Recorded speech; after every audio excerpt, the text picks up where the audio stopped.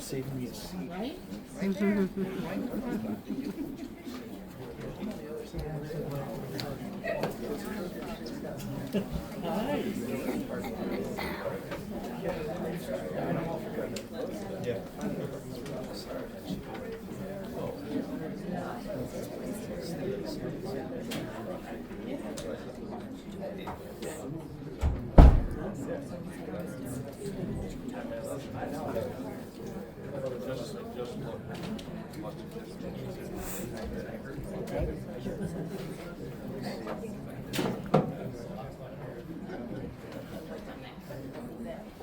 Okay, good evening, everyone. I'll bring this meeting to order. 7 o'clock regular, Emmet County Planning Commission meeting, April 9, 2026. Roll call, Monica, please. Sure. Gooding? Present. Alexander? Here. Bates? Here. Eby? Here. Neal? Here. Herzig? Yep. Loffbaum? Here. Yearman? Here. And Henderman is absent. Okay, thank you. At this time, would you join us in the pledge, please? Pledge allegiance to the flag of the United States of America and to the republic for which it stands, one nation, under God, indivisible, with liberty and justice for all. Thank you, everyone. Welcome this evening. First order of business. Couple of things, if you could, Chair. Thank you. I would like to introduce Bradley Mendelson. He is legal counsel with Rosati, Schultz, Joppick, and Ann Spiegler, and he will be joining us hopefully at all of our planning commission meetings. Okay. We've been working on having legal counsel at our meetings for about a year now, and we were able to make that happen with Brad's help. So thank you for what? Your phone? Yep. Oh, okay. Yeah, showtime. It's kind of hard to hear. Okay, I'll try this. Everybody got me okay? Yeah. Okay. It's on. Nice to have you here, Brad. Nice to meet you. Glad to be here. Nice to meet everyone. Thank you. So, is that any better? Yes, much better. Okay, great. Awesome. So I just wanted to bring to everyone's attention, and this is now, the FBI has put out an alert on this. So applicants that have applied for Planning Commission and Zoning Board of Appeals cases have been getting phishing scam emails alerting them that they have basically been approved for their proposal, and if they pay the invoice through wire transfer, that their case will be approved. So we've been getting that feedback from our applicants. We have a notice on our website and on our Facebook page, both on the Planning Commission page and on the regular page for the county. It's a pop-up on our page just to show people that this is a scam. It's something we're aware of. We've reported it to the FBI. We've reported it to our local sheriff's department, and it's getting some traction in planning magazines as well. So just so that anyone that's an applicant, if you do see something like that, be aware. Be careful, and please let us know if you see something like that, and we can report it again to the FBI, but I don't know that there's a whole lot that we can do beyond try to educate and let people know that this is occurring. And then the other thing is, there's the FBI alert, and I did post it at the back of the room too if anyone wanted to read the details, but public service announcement that individuals and businesses with active applications for land use permits are being targeted by criminals impersonating city and county planning and zoning board officials. Tom's name was on the most recent one that I saw. Dave Boyer's name was on one. he's the county administrator, and my name was on one too. In the past, it's been just planning commission, so be aware of that, and people ask you about it, let them know that's a scam. The other thing that I wanted to address right up front is there were a lot of posts on Facebook recently on the weekend, as far as I know, regarding data center in Emmet County. We have not received any inquiries for a specific location for a data center in Emmet County. I've been advised that people thought that maybe I signed a non-disclosure agreement. That is not true. Currently, we are looking at the possibility of adding some zoning ordinance amendments to our zoning ordinance that would address those, because right now we don't have anything addressing either battery energy storage systems or data centers. But we're at the very beginning stage of this, and we want to be proactive rather than reactive. We don't want an applicant to come in and then feel like we're under pressure to amend our ordinance. So I wanted to state that right up front. At the end of our agenda, under text amendments, we'll talk a little bit more about storage uses, and data centers is something that we would bring up at that point in the meeting. But please note that we do not have an active request for a data center. I have not received any requests for a data center in Emmet County, and I don't know if any others in the county have, but I have not. So just wanted to put that rumor to rest. And incidentally, while we're talking about that,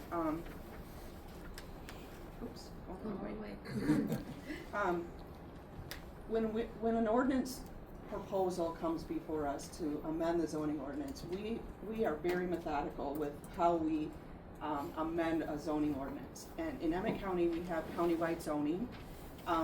Not every county has county zoning. Some, like Charlotte County, every single township has their own zoning. In Emmet County, 4 townships have their own zoning.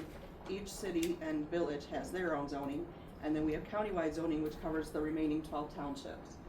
Whenever we are proposing a new zoning ordinance amendment, we send a draft to all the townships that have county zoning and ask for their input. And when we get to storage later on in the meeting, we'll talk a little bit more about that. But in January, we sent out a request to the townships after this planning commission reviewed just a very rough draft proposal for looking at storage uses in Emmet County.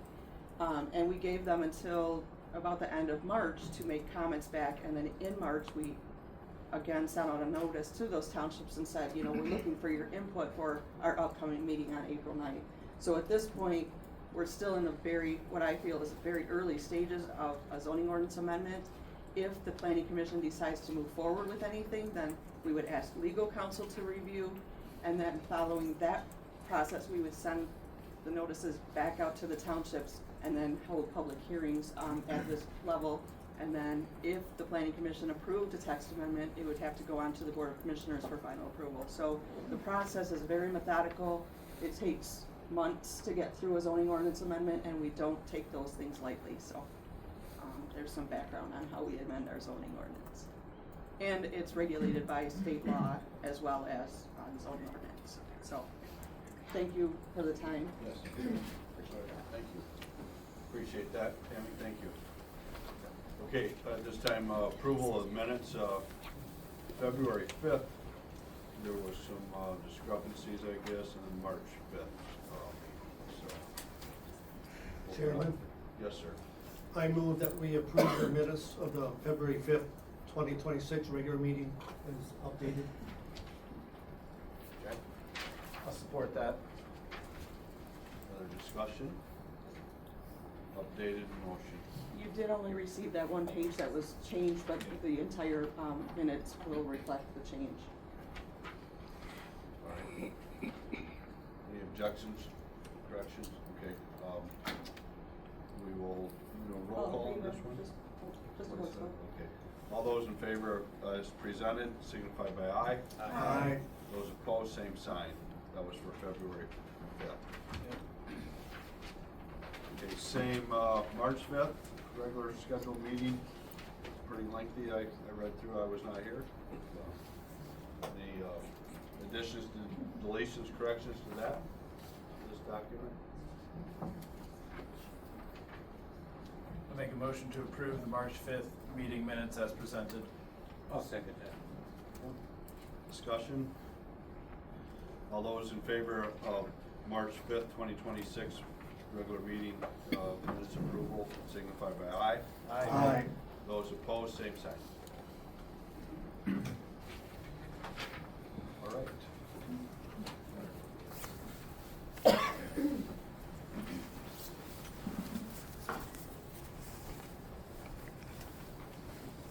Okay, this time, we have no unfinished, and no site plans. We'll move right into this, first case this evening. And, yeah, I'll go through the public hearing procedures and rules here. I'd like to welcome everyone this evening, so, this time, welcome. We appreciate you all taking the time to present your comments.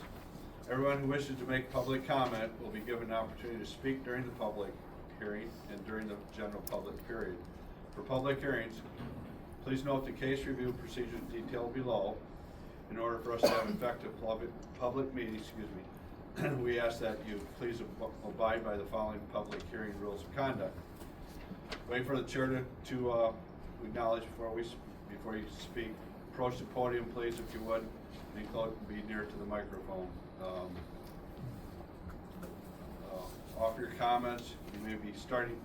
You can begin by starting your name for the record if you choose.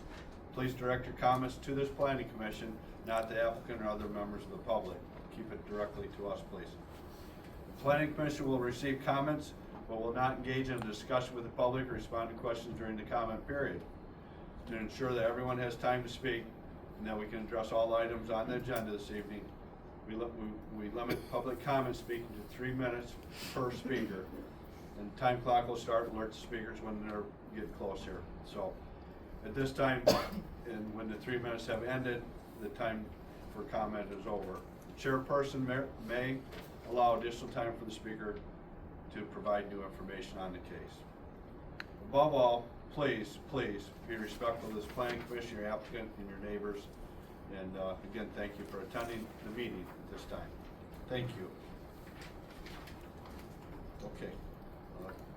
Tammy, Laura? Yeah, I'm gonna present the first case. Okay, This thank you. is, yes, and just to clarify too, this is, we are introducing a special use permit with where we will be holding a public hearing, but there is another point on the agenda for general public comments. Those of you who have the agenda, it's, well, actually, I think it's shown up as 8 here, under public comments. So, but I'm here to introduce PSUP 26-002, Roger Geitzen, MD. Again, this is a special use permit for a proposed campground at 9400 West Robinson Road in Redmond Township. Here is a map of the subject property. It's on the north side of West Robinson Road, and it is bounded by Church Road on the east side, and the property is just a little bit east of Good Heart. Here is an aerial of the property. Again, you can see Church Road that borders along the east property line, and that is more or less a seasonal road, and it fronts on West Robinson Road. This shows some photos looking at the property from West Robinson Road, looking north. It is a little sloped in that area, and this continues farther to the west where it does kind of level out of it. And just some summary of the proposed facts for consideration. The applicant proposes to develop a campground with 4 recreational units on a parcel, which also contains the applicant's residence. The subject property is approximately 18.79 acres. It is zoned FF2, Farm and Forest. The surrounding zoning is also FF2, and uses are residential and agricultural. The site plan indicates that the nearest residence to the proposed campground is 945 feet to the southeast. The applicant intends that the 4 recreational units would be available for rent, And, just as a side note, that is why this is a special use permit, typically 4 or less. Camping sites would, not require a special use permit, but because it is used for commercial purposes, that puts it in the category of, needing a special use permit. For now, the units would be spaces for tents or RVs with the possibility of building camping cabins in the future. The Township Planning Commission, Redmond Township, reviewed this and recommended approval, subject to road agency and fire department approval, review approval. The township also recommended the waiver for stormwater management plan and the drainage plan. They also recommend that any exterior lighting and signage is approved by the zoning administrator, which is typically how we would handle a site plan. The fire department has recommended approval with conditions on that access road. We're gonna talk about that some more because we also had some input from the road commission review. In your packets, planning commissioners received the road commission review dated March 23, 2026, and determined that the access locations on West Robinson and on Church Road both do not meet site distance requirements. So that memo from the road commission was in your packet. There was some additional discussion between the applicant and the road commission, and a permit technician went out on site and reviewed all of the frontage on West Robinson Road and on Church Road, and provided an updated review, which you have at your desk tonight, and that is dated April 8th, so just yesterday. In that review, only one location on Church Road could be found to be approved and meet those site distance requirements. And that is shown here, along with an updated email summarizing those findings. We also received from the road commission this diagram, and this went right to the applicant. On the right there, it shows that it it's just a bit north. I believe it's 100 feet north of Robinson Road. And that is the only location that could be determined. And I just want to note that is subject to other Emmet County Road Commission standards being met. But that would be it. So the existing access on West Robinson was further noted that can be used for the dwelling only. So the purpose for tonight, with the updated site plan that you also received, and that was just distributed by the applicant, brought in by the applicant, and I distributed to all of the members of the planning commission. That is, and we're gonna get to that momentarily, but provided an updated site plan showing a proposed different method of access to the site. So for the review standards and process tonight purposes, again, to review the proposed request, Redmond Township Planning Commission reviewed on March 23rd and recommended approval. The review will be conducted according to zoning ordinance Article 8 for farm and forest districts, Article 19, schedule of regulations, Article 20, plot plans and site plan review, and Article 22, general provisions. This is the original site plan that was included in the planning commission packet and was posted to the website. This shows the access road coming off of West Robinson Road to the north, that at the location of an existing driveway that services the existing residence. Proposed to then go out onto Church Road at that location. And it is these two locations that were determined by the road commission to not be able to be approved. Just want to note that this existing access is what we would call grandfathered in and able to continue to service the single family dwelling, but no other uses could be added to that access. The updated site plan that I mentioned was just distributed moments ago. Takes this access down to this lower area that was identified as meeting the standards by the road commission. I did resend this site plan, because as you know, we always require review by the road commission, by the fire department, on those types of uses. So we have an updated site plan, so we did need to get updated review. And I did hear back from the road commission on this revised proposal, and that is something that I just literally received just before we left the office for the meeting. And that was clarified that the only access that would be approved for ingress and egress for the campground is that location, that new location off of Church Road. The existing driveway off of West Robertson is pointed out on this revised site plan for emergencies, for emergency access, and that does not meet the site distance.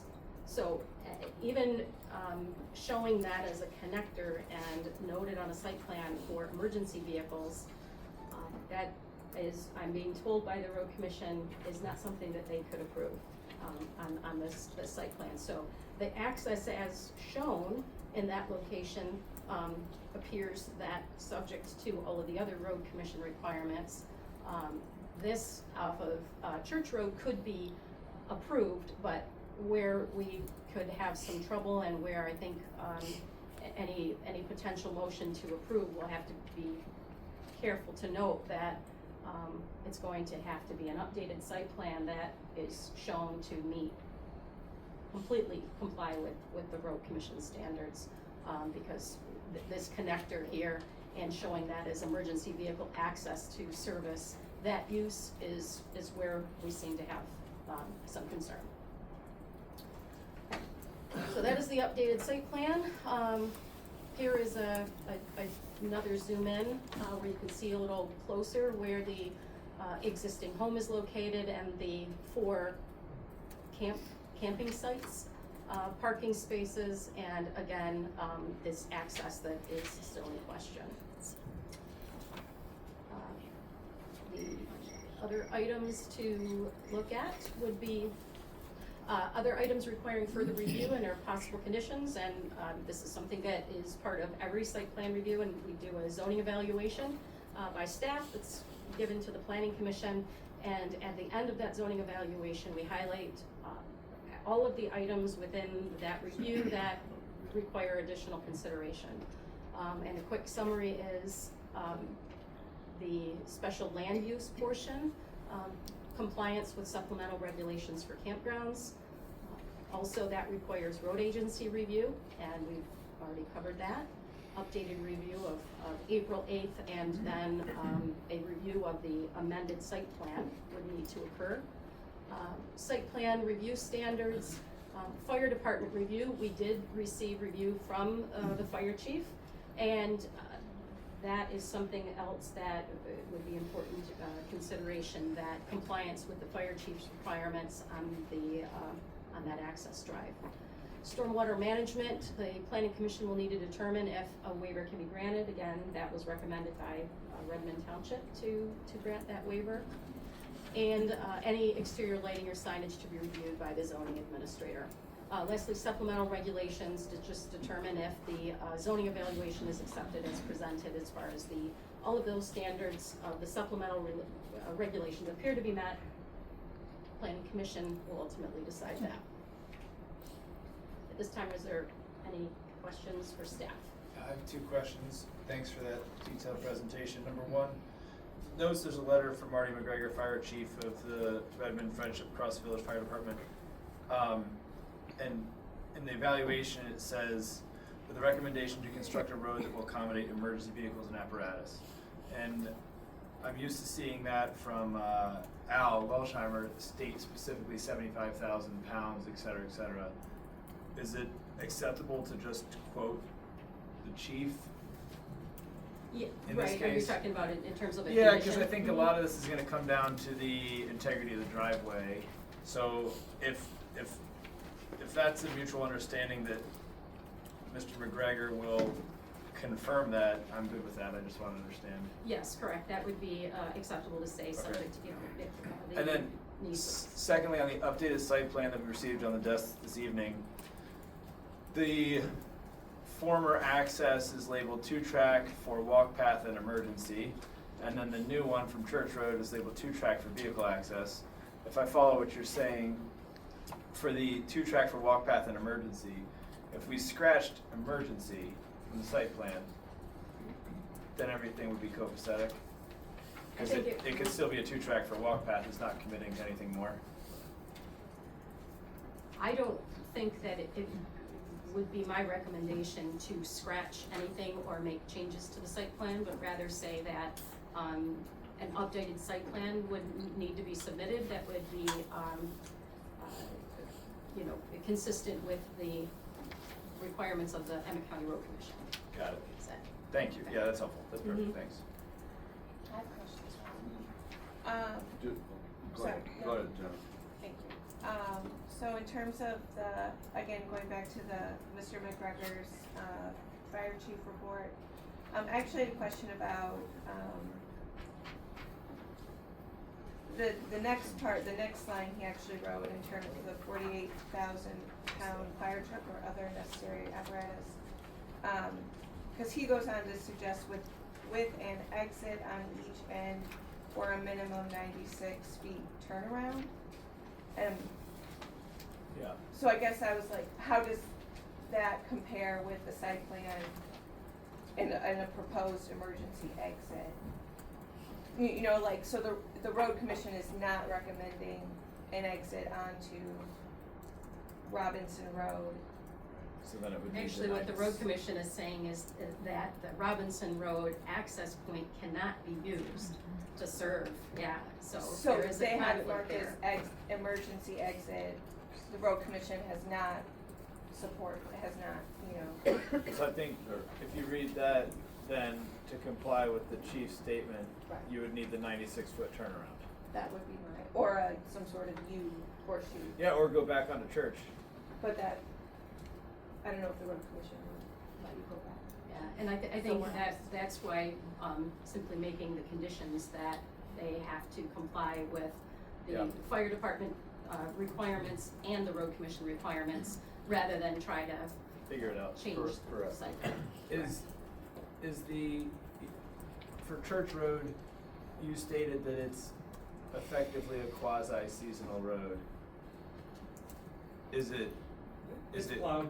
Is it plowed? It's plowed in winter, there's a residence there. Okay, It's a dirt road, but it's not seasonal. got it. Thanks. Yeah. Yeah, I did see, there was a lot of reading, lots of Yep. papers stuck together, so to Brian's point, I saw, Got it. I thought it was another case, but it's here. 48,000 pound. Yeah. Okay, any other questions before we go to applicant? Yes, go ahead. The only difference between the updated and the one we received is the relocation of the parking spots. And the access is moved from Robinson to Church. Okay. Well, I here- should say, from Church, it was previously further up on Church, and now it's only 100 feet from Robinson, and then that becomes the primary instead of the secondary. Okay. I hear the word, whether, if this is passed, and they decided they wanted to expand, that would come back before us, correct? That is correct. Yeah, Okay. kept it for. The proposal is for camping Right. sites and this site plan layout only. Okay. And the last thing was, we're talking about trash bins, not a dumpster. Not enclosed. Yeah, and those can be questions for the applicant, but that is what is on the site plan. Okay, Yep. thank you. Good. Yeah. Thank you, Laura. Applicant like to speak on this case this evening? Yeah, I have, actually have a question. I have to go up here, right? Please, and, Okay. and name if you will for the record, please. I'm Roger Geitzen, and I apologize, it wasn't in better order. I got just yesterday the final notice from where I could put the approval, and usually I was able to communicate and sort things out, and I don't have any problem changing things. But one question I would have, I guess probably nobody here can answer, it's for the road commission. Is there a difference in the interpretation of an emergency path for visitors versus a fire truck? Because I would, the issue, if I understand correctly, with using that access on Robinson, which is, it's a small thing, but is that the site distance is, it's okay as a residential, but not as a business service. And so my thought was, instead of putting a 100-foot hammerhead turnaround in the middle of the kind of scenic field area, it would be just nicer to route them out in the rare moment a fire truck has to come on the existing farm path. And I didn't have a chance to check with them whether they can exit on a residential drive as a fire truck, if they're allowed to do that. And I was assuming they probably could, because they have to come and service homes and stuff like that too. So that's what led to that. And if we don't know, maybe we can ask the road commission if are we they do worried know. about guests using it as an emergency, or and is that different? Yeah, so, Mr. Chairman, Go ahead, Laura. the road commission has been, really specific and clear about this, that access on, West Robinson is only able to service that existing residence for a single family dwelling. So, I understand that sounds, like that means it's residential drive, but what it really means is that existing driveway does not, in their determination, meet site distance for safety, even for a single family dwelling. And the only reason that it can continue to serve that one dwelling is because it is grandfathered in, it's been there, and it can continue to serve just an access point for that single family dwelling. By extending that use to an ADU, another residence, and another commercial use, the road commission has been, at least in my understanding and what I've seen and read, very clear that that is all that it can service. And I just want to make sure I'm relaying that correctly. So, as you all know, you don't have the ability to override the road commission requirements and standards anyhow, but I just want to make sure that I'm relaying that back correctly. That was communication you received today? It's been communication in the first review, the second review, and then additional clarification when we sent the revised site plan, because then it was still connected and it was still showing that use. So that was clarified again. So. It'll be easy for me to meet the requirements, I guess.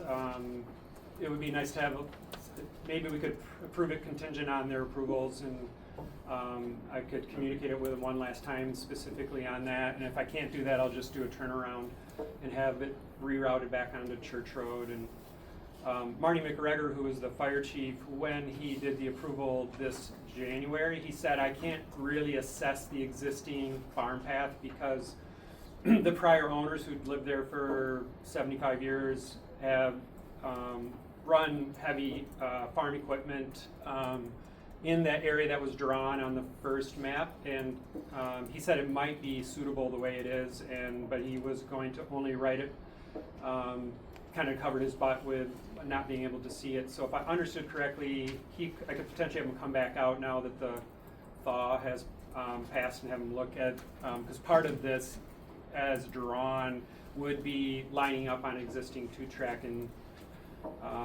so if I understand correctly, he could rewrite that potentially after actually seeing the ground. There's two. You mean for his, The fire- for your private access? No, for the fire, for the fire truck access. Correct. Yeah. There's two separate things at play as I'm hearing.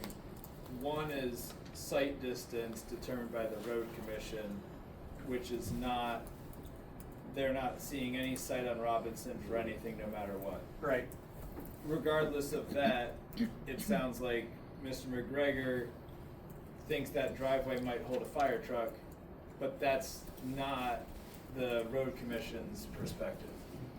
Like, it's not germane, like whether or not that true track holds a fire truck isn't the hang up for the road commission. It's the site distance at where Right. that driveway meets Robinson Road. Right, and I can, if I'll communicate with James Geitzen, because I didn't get a chance to show him this idea, and if he says, yeah, even the fire truck cannot pass, then I'll just redraw this, so you come in and out through church. But I still have the question, like half of that two-track coming from church is already kind of made, and do I really need to come in and grade it and bring in gravel and all that stuff? That's where Marty was saying you might not have to. I can come back out and check when the snow melts and revise that if so. And, Our job would be and to everybody say in the that, yeah. township actually also thought it was kind of overkill and said you should really have Marty come out and look again. So I don't know if that's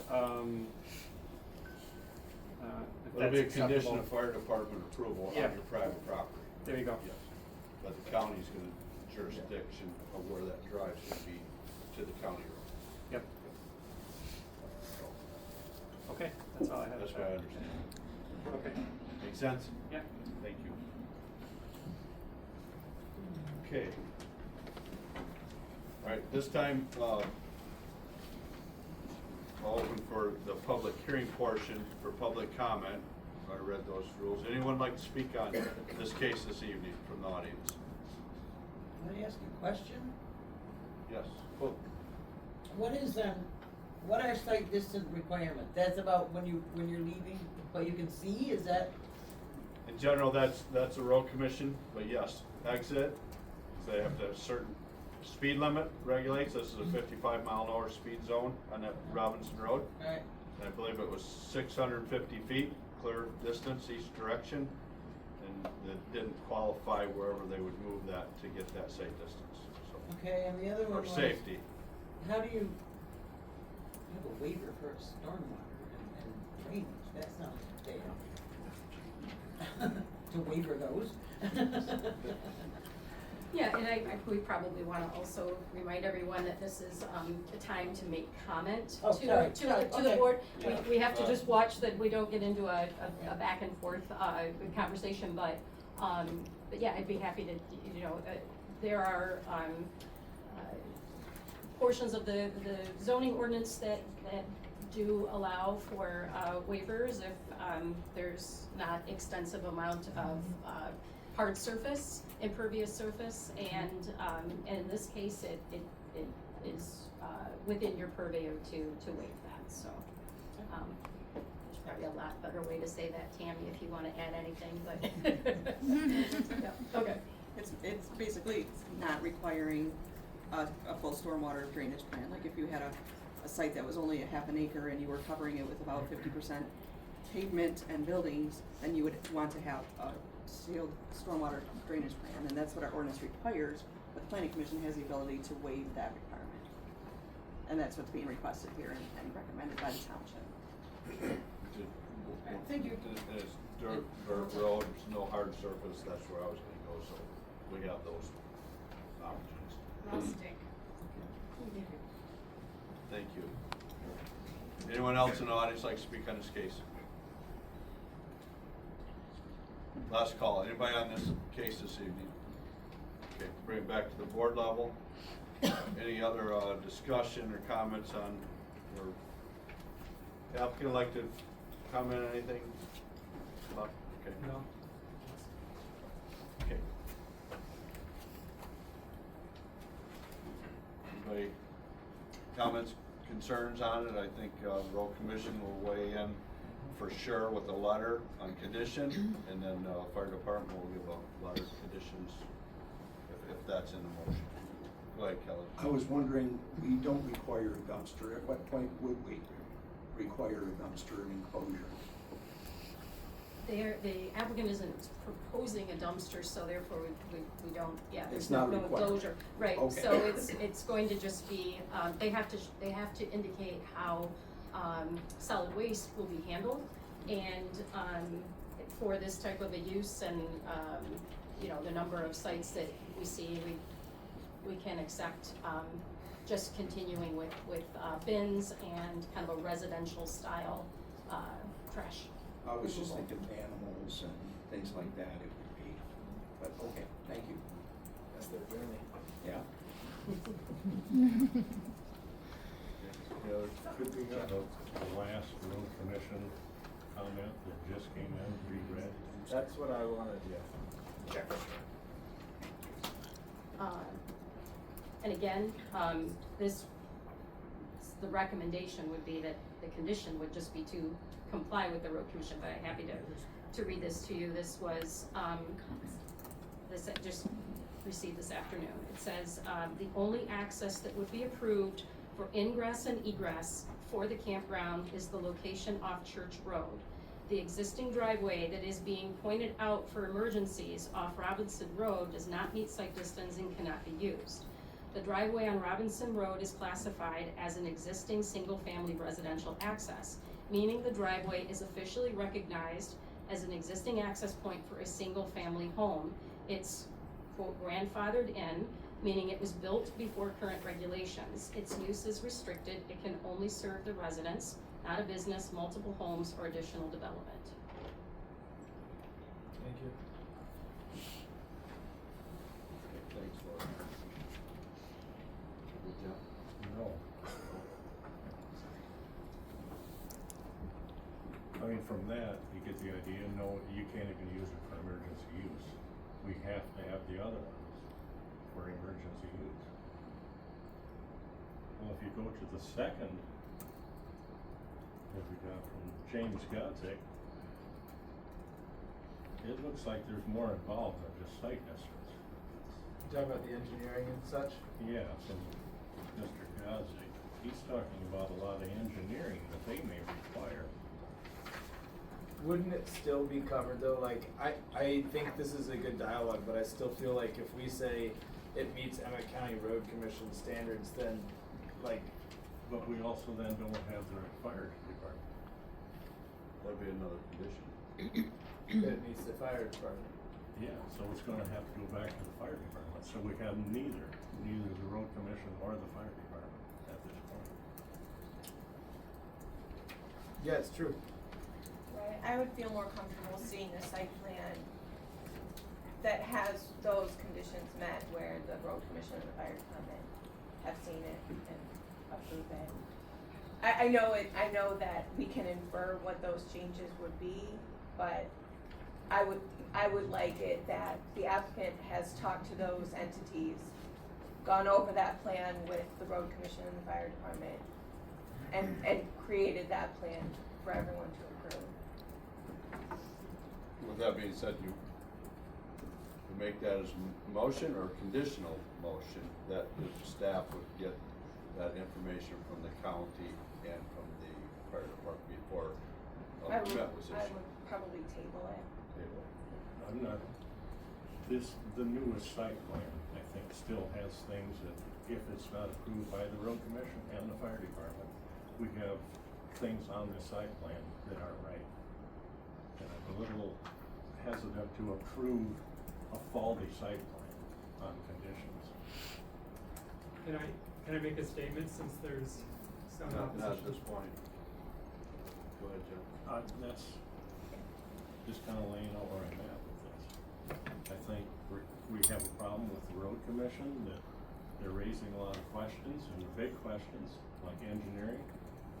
And if it can't use the Robinson Road, the fire department has to approve all that 2-track. And if that is all met, we still have a site plan that's not quite right. I'm sorry, John, I don't quite buy, if those two things are met, what else? The site, well, there's a good chance that what is on our site plan is not going to meet their requirements, because they still have emergency out the front. But then that would just fall on them to make sure they've met those conditions. But we still have a bad site plan. I wish we had a valid site plan.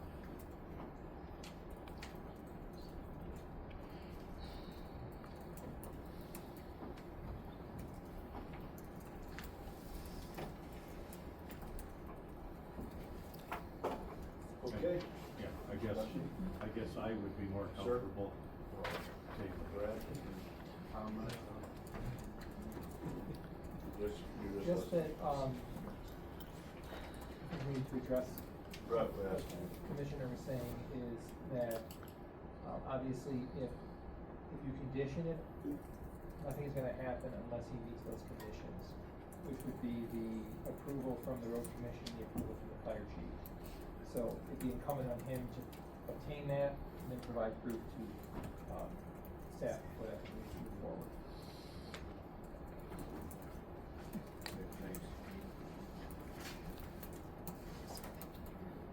Okay, yeah, I'm sorry. Oh, no, you're fine. I just had another idea. Yes, sir. I'm wondering if we have the right to ask the Emmet County Road Commission to consider reducing the speed limit there, say down from 55 down to 45. And I'm not just talking about because of this case, but I'm aware of a bad accident that happened there way back in the 1980s. A young commercial driver was going through there with a heavy load, a tandem axle dump truck, and he went over that hill, and there's a stop sign at the bottom of the hill. It's one of the steeper hills in Emmet County. He could not stop. He ended up going across Lakeshore Drive, across the scenic drive there into the big maple trees, and he's very lucky that he survived. I'm thinking the speed limit there should be 45 on that hill. Anyway. Yeah, that would. Yeah, that'd be a recommendation from the township, have that study done, so forth. Good comment, so. Okay, where are we gonna go with this? I'll entertain a motion. May I make a comment? Yes, sir. For the 6 points that were not clearly determined, we're stuck on road agency review and fire department review. It seems salient to confirm that the board discusses or agrees with the supplemental regulation compliance, the stormwater waiver, acknowledging the lighting would be reviewed later, and that the other standards are met. Regardless of which way this goes from a motion standpoint, I feel like there's more to this proposal than just the access. I can kick things off by saying that the stormwater waiver seems appropriate in this case. This is an extremely low intensity use on a very large lot. I always support lighting and signage being reviewed by the zoning administrator. And then on the supplemental regulations, it seemed like most of them appeared to be met, and anything that was up for conversation, none of it had to do with much more than how the space was used rather than the use of the space. I'm curious if anybody else saw anything that they wanted to flag, or if we're all good on those items. There's mine, I didn't flag it. Okay. I was good on the rest of it.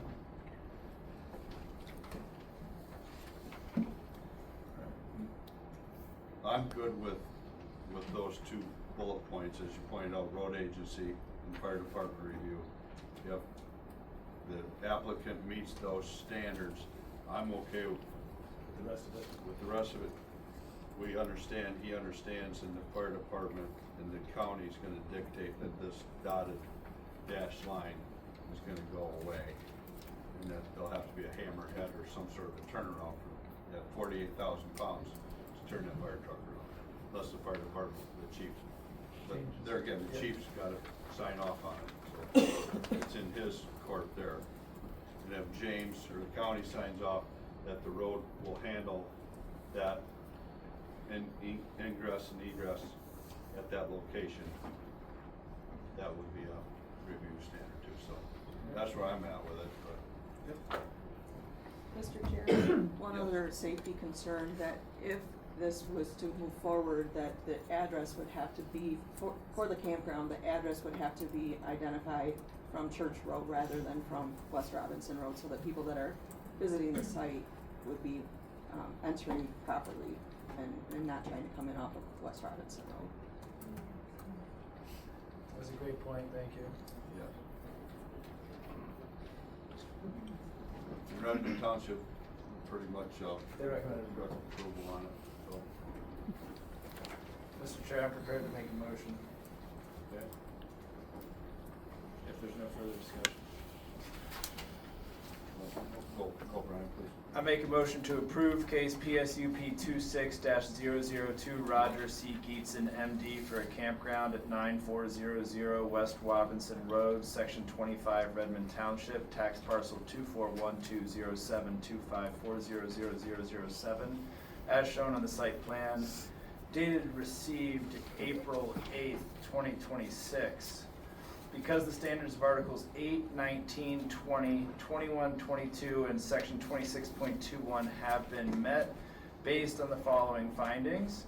The facts as presented in the zoning evaluation dated 3/10/26 and during site plan review are accepted as presented with the revised site plan of April 8th, 2026. Redmond Township recommended approval. The stormwater management plan is waived based on low impervious surface. That all Emmet County Road Commission standards be met, that the updated site plan meet fire chief requirements for access road, that any exterior lighting or signage be reviewed by the zoning administrator, and that any future address, if provided via Church Road, be updated for Church Road per Emmet County Road Commission. The road commission isn't the one that issues the address. I was suggesting that it would land where the road commission specifies, Okay. not that they assign the address. Okay, just wanted I to could just say clarify. adjust the address to be Church Road based on location selected by the road commission. Thank you.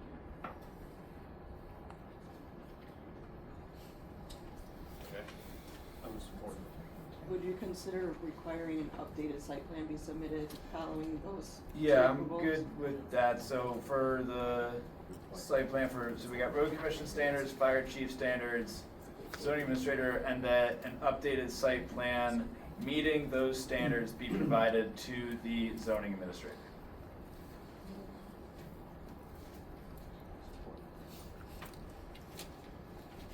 Support.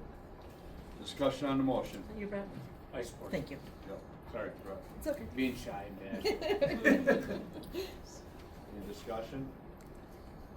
Roll call, Monica, please. Okay, Herzig, Yeah. Neal, Yes. Loffbaum, Yes. Edie, Yes. Gooding, Yes. Alexander, Yes. Bates, Yes. Yearman. Yes.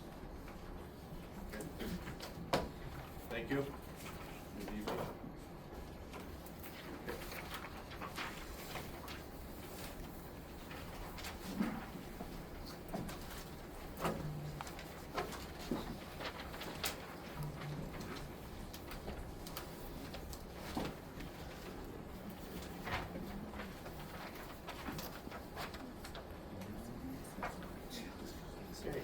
Next case is the name Frederick Hackl, I'm sorry, that's right. This is, PPUDF 2601, Frederick Hackl, Plan Unit Development, Preliminary Amendment, Final and Site Plan Review, for outdoor sales and vehicle repair at 2430 East Mitchell Road, Bear Creek Township, Section 4. The subject parcel is 1.98 acres on the south side of East Mitchell Road, just east of Louis Farm Market. I'm sorry, Louis Fresh. Market and Gas Station. Ain't no farm at Louis. The location map is shown here, and the arrow points to that vacant land. Here is the aerial showing that the parcel is vacant. You can see the uses in the vicinity across East Mitchell Road are commercial uses. Those are part of a planned unit development. The subject parcel and the Louis parcel are also within a planned unit development, separate from across the road. And then even across East Mitchell Road to the west is also planned unit development area and commercial uses. To the south are residential uses and vacant land, and then to the east is vacant, and there is a substation there owned by the city of Petoskey as well. This parcel has split zoning, so the north half is zone B2, general business, the south half is R1, residential, and then it's encompassing the two parcels with the planned unit development. The original planned unit development identified the uses as all B2 principal uses permitted within the zoning district and does not allow for the special uses that are within the zoning district. In 2005 was when the original plan unit development was established, and a site plan was approved for a retail use and gas station, and as well as a storage facility. Louis came first and built theirs, so they decided not to move forward with that. So they came in and amended their final PUD plan and proposed 2 office buildings in 2006 and a storage building on the south side, and those were approved then. But no development has occurred on that site since that was approved, and so those site plan approvals have expired. The current proposal is to allow an automobile sales and service business, including outdoor sales of vehicles, indoor sales, and repair facility. The land use requires an amendment to the preliminary plan unit development because it is a special land use in B2 and not permitted land use. The request includes an amendment to the perimeter setback along the north property line, and also a small area on the east property line is also proposed to be modified from the original approval. And then the site distance has been approved by the Emmet County Road Commission for this site, and the health department weighed in. They have concerns with the proposal because it does require a type 3, I believe, well, and there are underground storage tanks on the adjacent parcel, and so that requires additional site distance, and those site distance requirements, separation distance requirements cannot be met. So that would require a variance from the health department. And then Bear Creek Township also reviewed it, and the fire chief had no concerns. But the Bear Creek Township, according to planning and development standards, has 45 days to review after they receive, and that time has not completely expired, but they did ask that this be sent back to them for further review because there were quite a few outstanding issues that needed to be resolved. The first is the modifications to the PUD. So the use is not allowable within this PUD. They're proposing to add outdoor sales of automobiles, auto body and vehicle repair, and an oil change facility. The PUD specifically prohibited outdoor sales and display.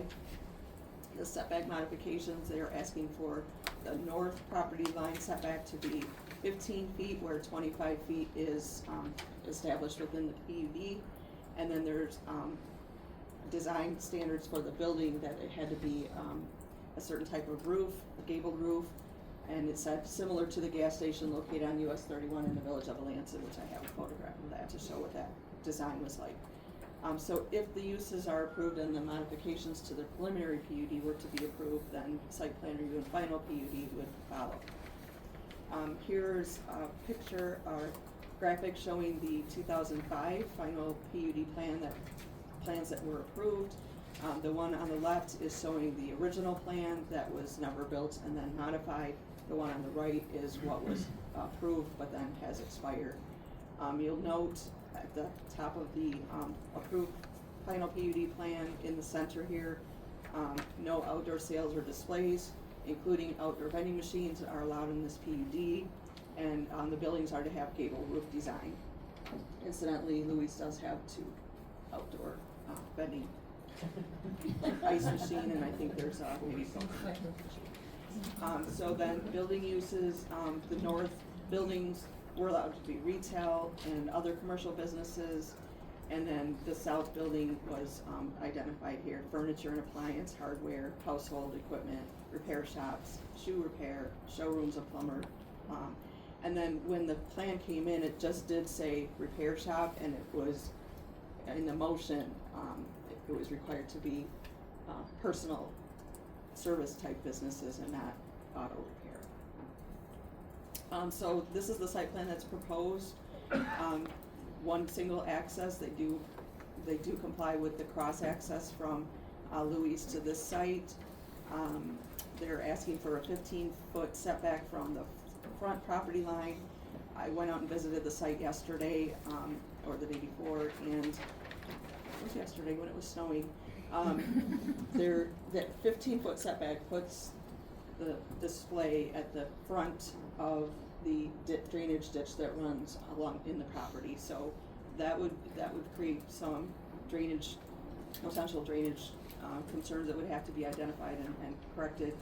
And then this plan and the PUD required a 10-foot pedestrian access for future possible bike trail or non-motorized trail, and having only 15 feet between the road right-of-way and these parking spaces seemed like that would be challenging. On the right-hand side, or the east side, there's a dumpster proposed, and that's in the R1 zoning district. In the PUD, that was required to be set back 50 feet. We did have a suggestion from the neighboring property owner on that side that suggested perhaps the dumpster could go on the opposite side where the commercial activity is already occurring. This is looking at a little bit closer, so you can see there's quite a bit of parking proposed on this site. Our ordinance does have a minimum and a maximum.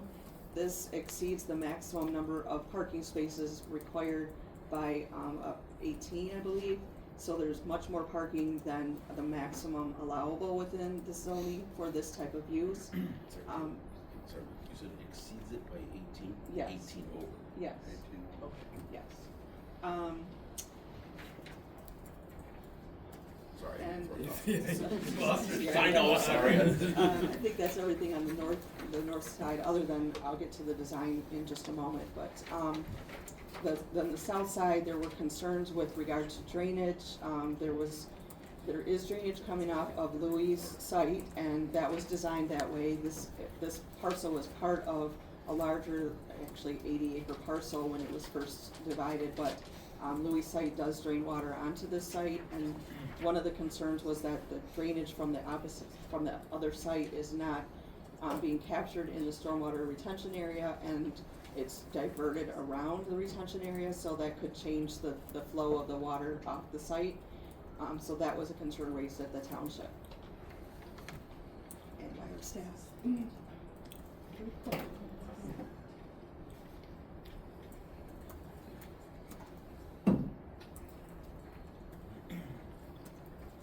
Stuck. Uh-oh. There we go.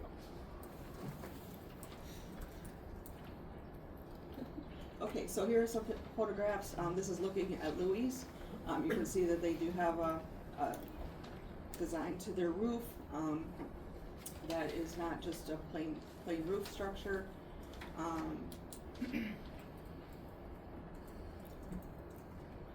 And then looking at the site, when the township first reviewed it, there was still so much snow on the property, you couldn't really get a good lay of the land, but as of yesterday, you could get onto the site and walk it pretty well. You can see the trees in the background. Some of the trees are on the subject parcel, some of them are on the neighboring parcel, but it is pretty well screened from the adjacent parcel to the parcels to the south. This is looking across two different dates here, but looking at the site from the current access drive, which currently there are two accesses, but they're proposing to combine into one. And then this is looking at that drainage ditch that I mentioned. 15 feet puts the display pretty much right at the front side or the road side of that ditch. And then this is looking back up towards Louis on East Mitchell Road. This is the proposed elevation plan, and then I asked for graphics, and this is what was provided. I would suggest that even across the road at the PUD that's across East Mitchell Road, Creekside Drive, that one they have to have design standards that they meet in that subdivision, and then Louis and this site is supposed to have gable roofs as well. And then this is looking at the Alanson site that was mentioned in the PUD approval, and then this is looking at Louis as well. So the Planning Commission has received the full application packet and the proposed plan, the minutes of approval from the original 2005 approval, as well as the PUD plan, fire chief recommendation, which there were 7 conditions that the fire department would want to have met. Health department review, that's something that the applicant was advised that they really should get in touch with the health department to work through those issues before they come back to the Planning Commission at Bear Creek Township. Stormwater review, the standards appear to be met, but there were concerns with regard to how that would be managed, that runoff would be managed. Road agency review, site distance standards are met. We have the zoning evaluation, and then we have received public comments, and the township draft meeting minutes were included in your email that you received for supplemental regulations and on your desk this evening. Township Planning Commission and Board recommended that this case be postponed and reviewed for return to the township once that items that are of concern are addressed. And this review will be conducted per Articles 26, 20 site plan review, and supplemental regulations could apply if you decide to apply those. So this is a plan unit development that you would have to first look at the uses, the preliminary PUD amendment, front and side yard setback, building design, screening, is the screening adequate to buffer from adjacent residential, and then is there sewer capacity, that's a requirement of the PUD section of the ordinance that be identified and provided to us, and then fire department conditions of approval. If you get to site plan review, then the drainage and stormwater management needs to be addressed. Exterior lighting and signage could be reviewed at a future time by the zoning administrator. Screening is again a subject of site plan review, and then the vehicle display area, supplemental regulations if you wanted to look at those. Performance guarantee, $5,000 was the estimated cost of the existing drainage plan that's proposed, and then the parking exceeds the minimum and maximum and could be reduced. We did receive public comments, those were also in your packets. Matt Hausler objects, he feels property values and contamination of wells are concerns for him. Jim Wilhelm owns the property immediately to the east, and he was concerned about the dumpster location, and he had concerns with the drainage, and he had suggestions, very specific suggestions in his letter that he provided. And then Jean Curry from 2285 Cedardale Court objects to, she called it a rezoning, inaccurate plan with 2 wells missing and an easement missing. Incidentally, the easement is on the adjacent parcel, not on this parcel, according to the original plan when the development for the housing development was created. We were able to pull that plan out of our files and determine that the 12-foot easement is on the adjacent parcel. And you can see that too when you go out to the site. It's identified with the property markers. And then there's concerns from Jean with regard to contamination of the well and runoff into Lake Michigan, lighting and noise and traffic. Because Lake Michigan, this is Tannery Creek subsidiary, first joins this stormwater runoff and eventually goes into Lake Michigan. So this is a public hearing, so that's why it's before you. Even though the township still has time to review and ask that it come back, we felt that it was important for this planning commission to hear the case and offer any comments to the applicant to move forward. Okay. Thank you, Tammy, for that presentation. We got anything for Tammy before we go to the applicant? Mr. Hackl, addresses. No, it's Hackl. Then I was looking at his eye, but I knew it wasn't an eye. Thanks. Like to address anything? Oh, yeah. Anything? Yeah, we are working with the health department to, I don't know how to put it, but just take care of their concern and locate the well properly for the site. The sewer connection's right there, and so I don't see a lot of impasses. There's a lot of asphalt, but not. It doesn't look like it was more than the previous PUD, though I didn't calculate those things. And I'm trying to think, besides runoff, some of the other concerns. Fire department seemed okay. The transportation department seemed okay. So it was mainly the health department is one of the things I'm focusing on right now.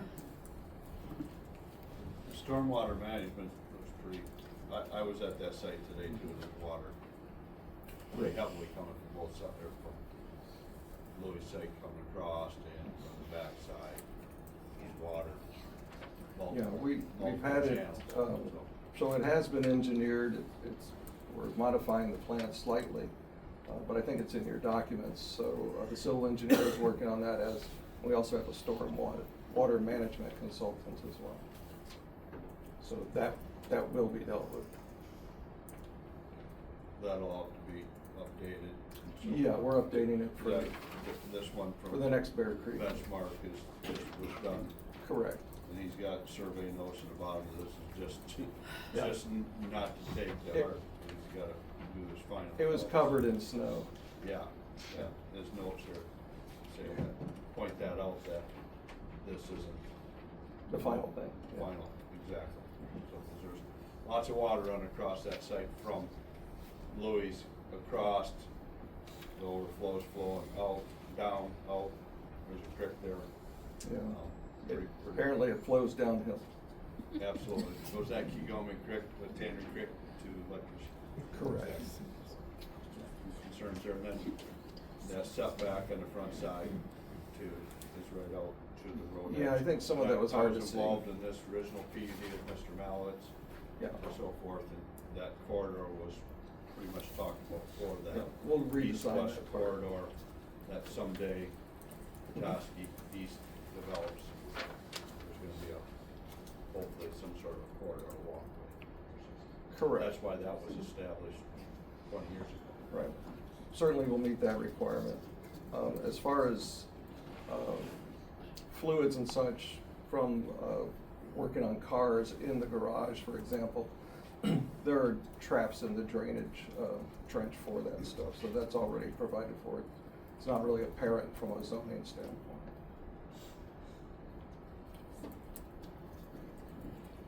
Then the extra parking, this, I caught that too, I know that was mentioned at township.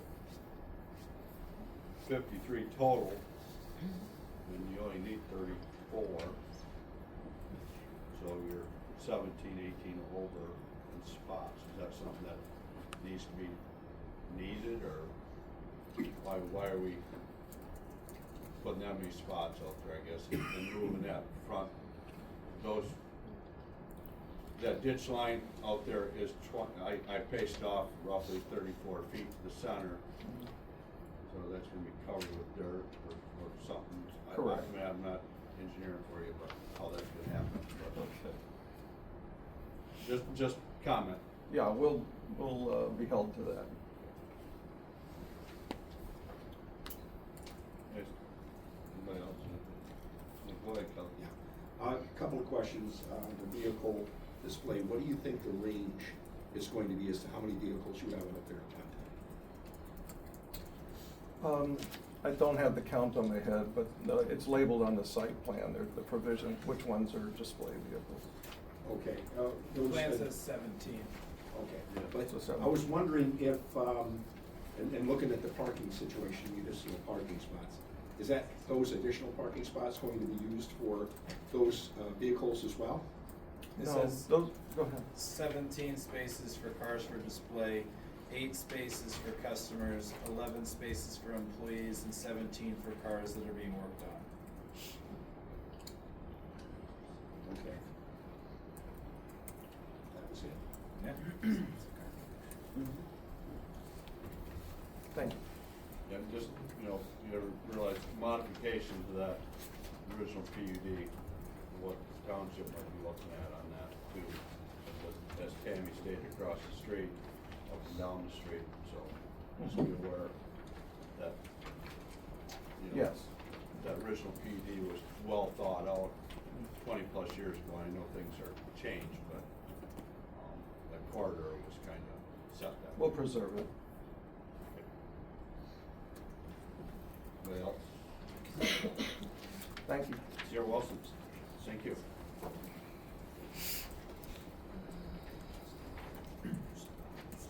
Okay, at this time, we'll public hearing back up on this case. Anyone would like to speak on this case this evening? Yes. Megan Van Loogrim. I live at 353 Hillview Drive in Bear Creek Township. I am opposed to this site plan and this development going in just for the pure reason that doesn't meet many of the requirements for the PUD already. The probability of site contamination, even though it's alarmingly high for vehicle maintenance shops, it is 3,000 locations so far in the state of Michigan, and that's an average of 36 sites per county of sites that are contaminated due to that type of industry. Groundwater contamination is also a concern. The impact neighboring residential homes, the decline in home value, smells, odors, noise level from a repair shop being that close to residential community is a concern. There's already a district kind of developed for this type of industry north of town. I think that would be better suited for what they're proposing. And they just don't meet the standards of special land use standard B, standard C, standard I, or standard J, and I just think that this is a bad idea all around. Thank you. Thank you. Anyone else on this case this evening?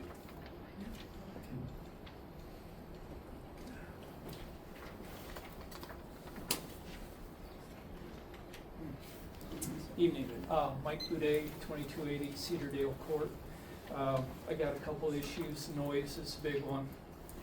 They're gonna have all those garage doors open in the summer, air hammers going, whatever, wrenches, a lot of noise. It's a nice quiet neighborhood where we're at, even though we do hear some stuff from Louise or Mitchell Road out. That's one issue.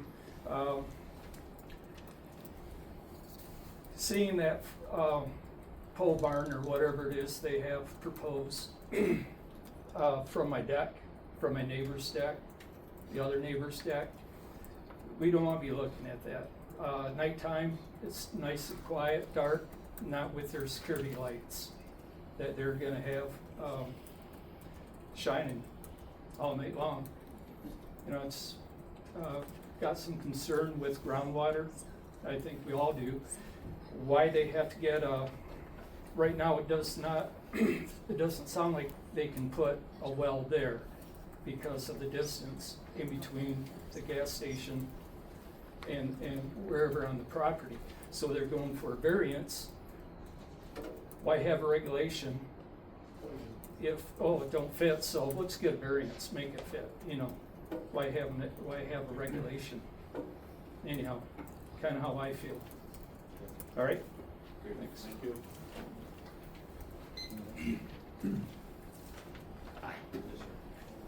Hello, John Simonos, 2292 Cedardale Court. We have a nice little neighborhood back there. It's an industrial building that they're building. It's a garage. I don't think anyone here would want a garage with repair work going on. Even though in the repairs, when they repair the oil and the hydraulic fluid, they've got traps, but there's gonna be used vehicles for sale, from what I understand. Are they not ever gonna leak? I mean, where is that gonna run off to? You know, at night, employees coming in and out of a garage, I just don't think it's an appropriate area for this type of business. Not that we don't want that area developed, but I don't think anybody would want an industrial garage in a residential area. Thanks. Thank you. Anyone else on this case this evening? Yes, ma'am. Hello. Hello. Thank you guys for your time. I just kind of wanted to mimic what they're saying. I live at 2292 Cedardale Court. My name's Carrie Simonis. And our well is on that, right on the corner of this property. And I'm a little confused with the easement, but that's a different conversation. But we're pretty concerned about this all being paved and having non-permeable surfaces and all that water going into our wells. We probably all share the same aquifer, I imagine, and we're concerned about that for our families. And then the wetlands behind, which is part, my understanding, it's part of the Tannery Creek tributary, which leads to Lake Michigan, which is a whole nother concern. I'm very concerned about the noise, the light, and our property value, and we did actually contact an appraiser, and they pointed out that this absolutely would negatively affect our property value. I mean, I'm the property that is that, there's a one cedar hedge that connects, and he said it will definitely lower your property value. And I think what they said is no one would want that for a home that they've lived in since 2003. So I really would appreciate, I don't think it's a bad business, I just think it's the wrong location. And we're asking for an extreme version of outdoor sales in a residential neighborhood. And I think we can do better with our community, and I appreciate that. Thank you. Thank you. Yes. Connie Lansing, I live at 2265 Cedardale Court, and I object as well for all the reasons stated. We live in a quiet neighborhood, we picked this so we would be close to town, but feel like we're outside of town. And so just feel like this would be appropriate. Thank you. Anyone else this evening?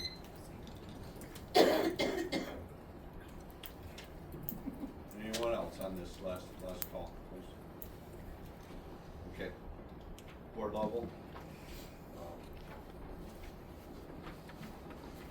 Comments?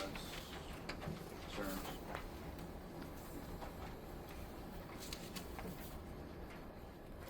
John? Yep. Go ahead. I'm a little concerned with how we got to this point. I go through the minutes and it seems that Commissioner Brown kept trying to steer the board back to the initial request. Do we modify the zoning? And he would ask, and then the board would go to site plan. And he would ask again, and the planning commission would go to site plan. I mean, this has to be, from my experience on the board, we have to answer that question first. Are we going to change the zoning? It's assumed that zoning and PUD is a zoning is correct unless we have reasons to change it. Let's answer that question. Does this use fit under the zoning? If it does, then we say yes, now we can move to site. Of the PUD. Right, that has to be, we shouldn't go too far into site plan until they answer that first question.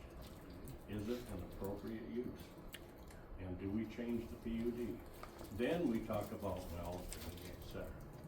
That's right. See, we had a problem in years past that we jumped too far and all of a sudden an applicant kept meeting all the requirements and then, well, this isn't the right use. No, you answer that question first and then you go to the requirements. And I have a little problem with this case in that the planning commission and the board did not tell us, are we willing to change the PUD and allow this use? I don't wanna ask the applicant for a whole list of things and then go back and ask, is this a right use? That's point taken. That's I my get it. That's point why- that I would like to send back to Bear Creek Township. Answer that question like Mr. Brown kept asking. Answer that question, and we can deal with the site plan. I agree, yeah. Yep, that's where I was going with it, because it needs to go with that. We're gonna modify is it's asking for preliminary amendment to the site plan, or to the PUD. And all we're looking at is site plan issues at this point. Yeah. Well, Tammy did point out modification to the PUD. So if we But haven't- John is exactly right, Yep, that's right. that's the first question, and If that was the we're question gonna that the proceed, township. yes, I and agree, I would in- agree to that. In defense of the township a little bit, the planning commission, you couldn't get on the site at all when they met because of how much snow was on the property at that point. And so they wanted to kind of get a feel for what the site was like when they could get on the property before they made that determination. That was one of the comments that was made at the township. And that was one of the reasons that they asked that it be postponed, was so they could get onto the site and actually make that determination after they could actually, visit the site and see what it was like. Okay. Anyone else got anything? I'm not gonna go too deep myself, it's Agreed. motion. Discussion motion. Motion, John? Do we have an official one? There was one. Back page. Page 14.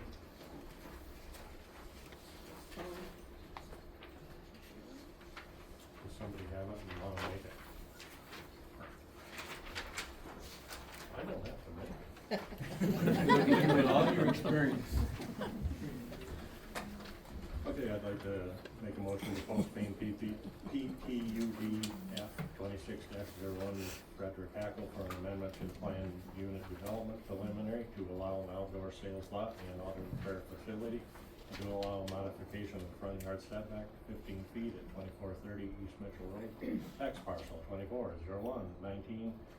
2401-19-04-200, 012, Section 4, Bear Creek Township, as shown on the site plan received dated March 4th, 2026, to allow the Township Planning Commission Board and the Emmet County Board to examine the site better when conditions improve. Could we indicate the date that this would be next on our agenda?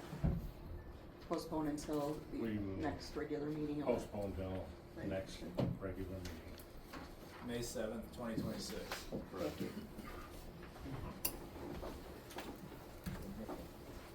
Support? Support. Discussion? I think you can just do a voice vote. Okay. All those in favor of a motion presented for postponement signify by aye. Aye. Those opposed, same sign. Aye. Okay. Good, Monica? Yep. All right. Okay, thank you.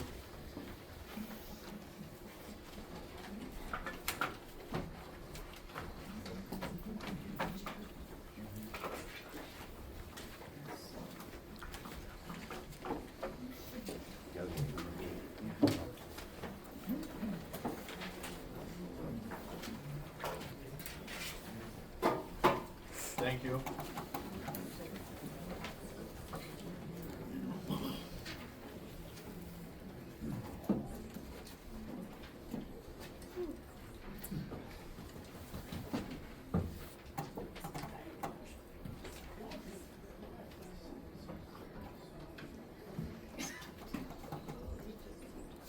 Insert public comment here. Oh, yeah. We're at Public public comment, yes. Okay, at this time, we'll open the floor for public comment. Anybody have anything tonight, excuse me, like to speak on public comment period? Yes, ma'am.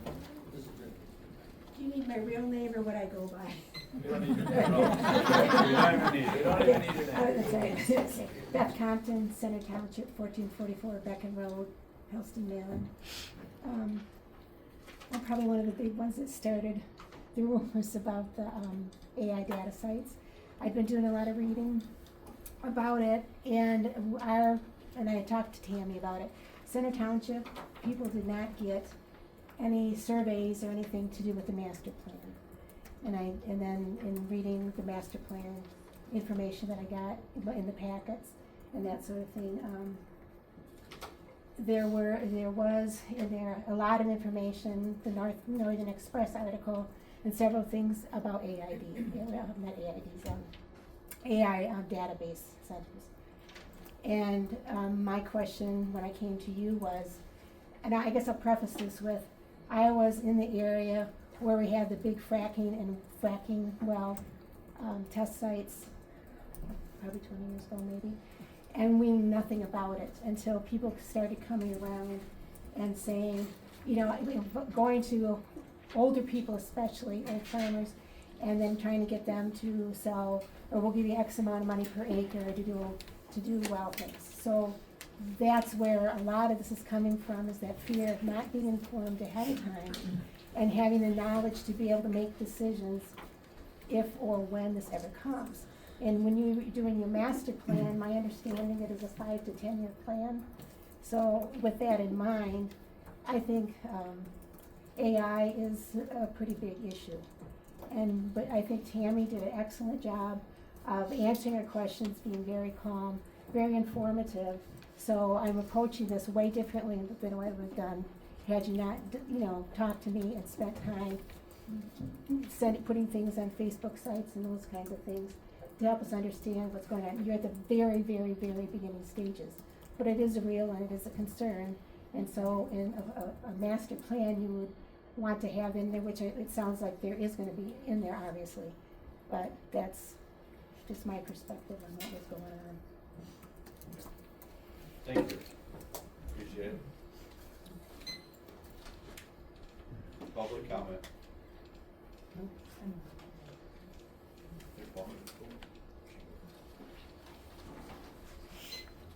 Hi, my name's Helen Lighthouser, and I live in Bliss Township.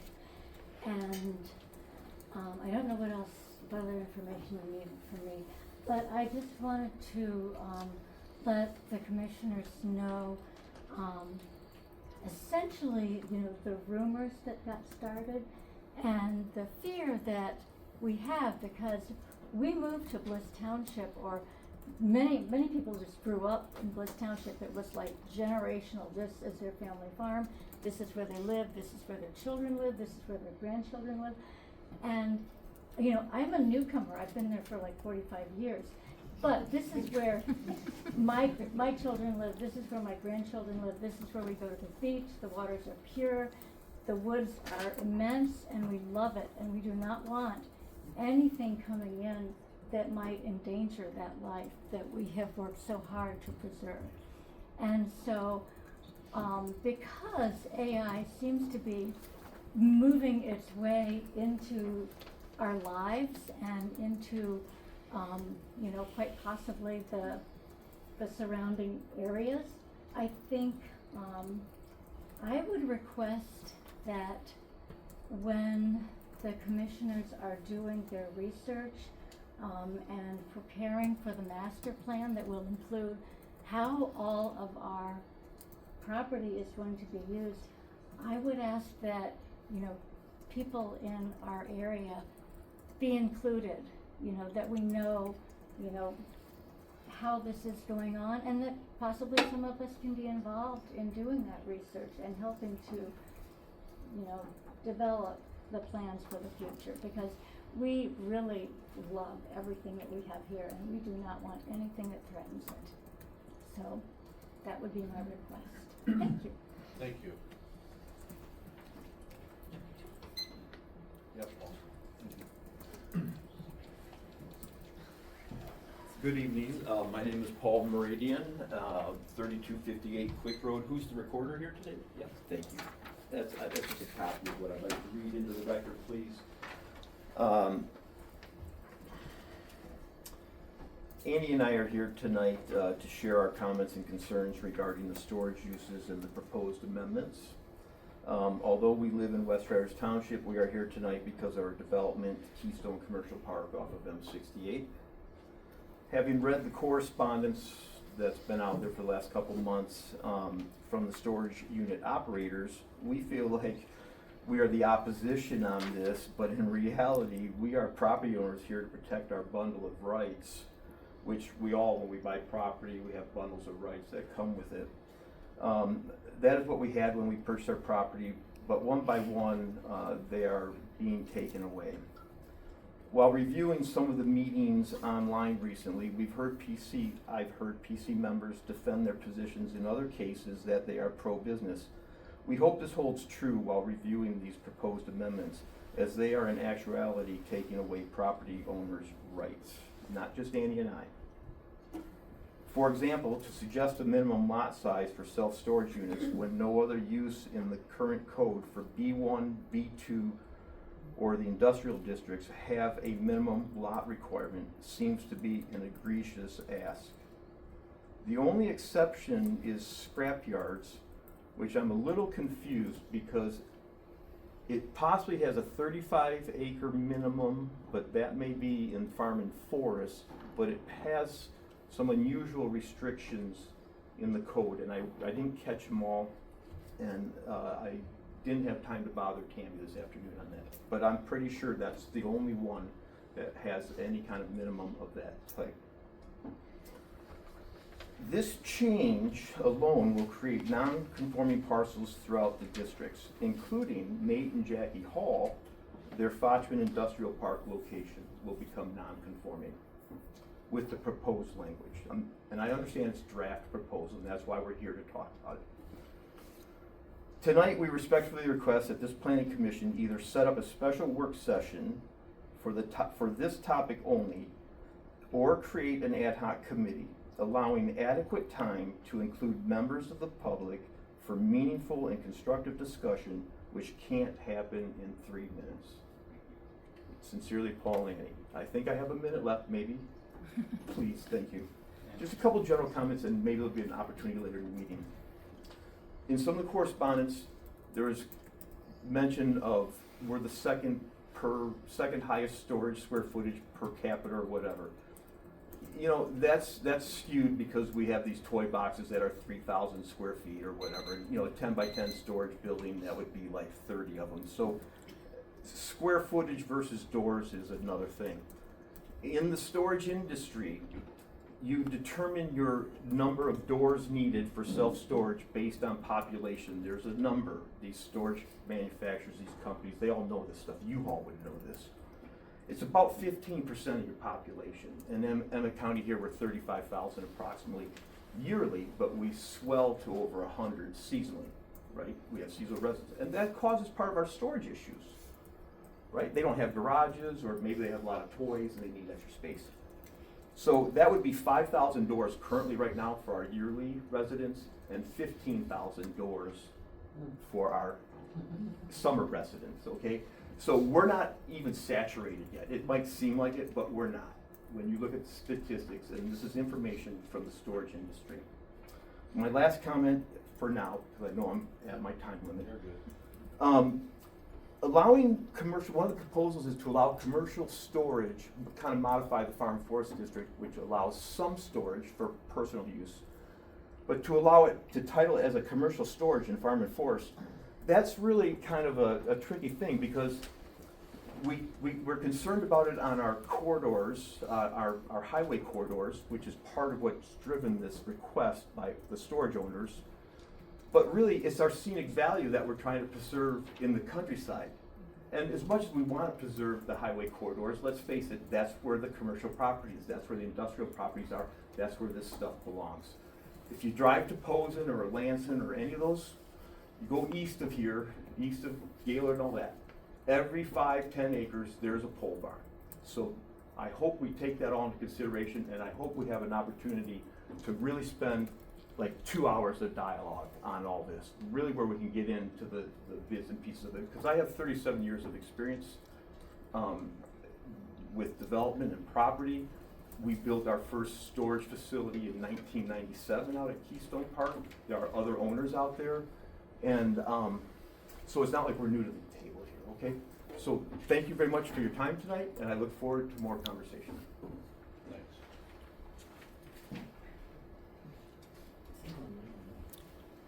Anyone else, public comment this evening?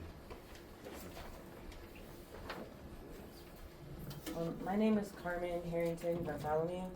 I live in Bliss Township, Emmet County, and I'm bow watching Ojibwe from the Sioux tribe, but I'm living in a Dawa lands. I came here to state my opposition to data centers. They are coming, and they have been coming into agricultural farm towns, small towns, and I'm very concerned about that. In 2004, the 12 federally recognized tribes of Michigan and the governor signed a water accord, and that needs to be considered to protect the pristine lakes and our water supplies. I'm sorry, I'm really I have to put my glasses on too. We are speaking out in defense of our local farmland, our water sources, our places of beauty, and our local economies against big tech and big money. These centers will have a big impact on those things, and to preserve our land for the next 7 generations, this is going to be a huge turning point. What our choices we make when those centers come to us is going to impact for indefinitely, and we really need to think and honor like the beauty that we have around us and not sell out to big tech and big money. And I hope that as our local representatives and our local elected officials, you take into consideration and be open and honest in speaking with straight tongues to us always, and not do backdoor NDAs, deals, or anything. And I know that money can corrupt, and I hope that your integrity will consider the fact that many of us have roots here that go back for hundreds of years and thousands of years, and that our children need us to protect this area and protect and support our local small family farms, because those are vital to our communities, and local small family farms are becoming more and more prevalent in our communities, and we need to protect them and our water and our lakes. And as you know, tourism is the lifeline for most of the people who live here year round. And we need to, I really hope that communication with us is open and forthcoming so that we know when we need to be here and when we need to support you in protecting it. So, which.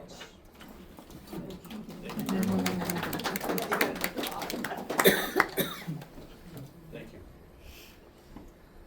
Anyone else in the audience? Hi, my name's Deanna Hebe. I'm from Bliss. My sister's the one that told me all about the data center stuff. She's down in Jackson, and she has been sending out FOIA for a lot of the things, and I just want to tell you what kind of things we're going to be sending out for you if in the future. Any communication between city officials and data center development, any pre-development agreements between city officials and data center developers, any correspondence regarding data centers with Consumers Energy or Great Lakes or any of the power companies, any land discussion or negotiations related to data centers within the area, any traffic, noise, environmental studies related to the data centers implemented and that will be implemented or discussed here, any invitations from data center developers to the mayor, the city manager, the city council members, the planning committee, any non-disclosure agreements between data center developments and any of the agents of the city. So those, you can expect FOIAs on those from us if any movement is made toward data centers. Okay? Okay, thank you. No one else just public comment on anything?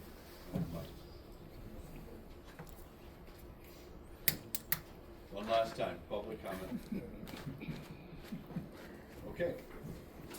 Move on to other business. Master plans. Are we ready? All right.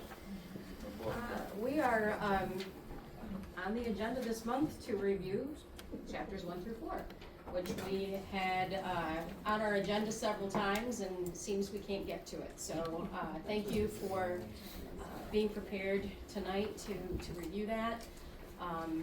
We'd like to kind of go chapter by chapter and remind you all what you've received so far, and then open it up to any additional comments, because we have a lot to get through. And the last thing I want to say is just a reminder that although we are calling these chapters 1, 2, 3, and 4, we did discuss recently that there is going to kind of be a reconfiguration that was proposed, and I think for the most part agreed upon, but this isn't necessarily going to be the order of the chapters in the final document, but we're reviewing them in the same kind of order that they appear in our existing master plan. So chapter 1, as you received it, was background and regional context. And the draft that the Planning Commission received a few months ago, that draft included the draft that was prepared by the planning consultants, updating data and information that we already had based on new data and new information. Staff did some clerical edits for just grammar, punctuation, and formatting and that sort of thing. And some preliminary edits as the Planning Commission requested that we would put that out to the Planning Commission for preliminary review before it even makes it into the packet. We did receive edits back from Jennifer Neal and Julie Hinterman on that chapter. Then in your packet, you also received a document with public comments that were received by Tammy.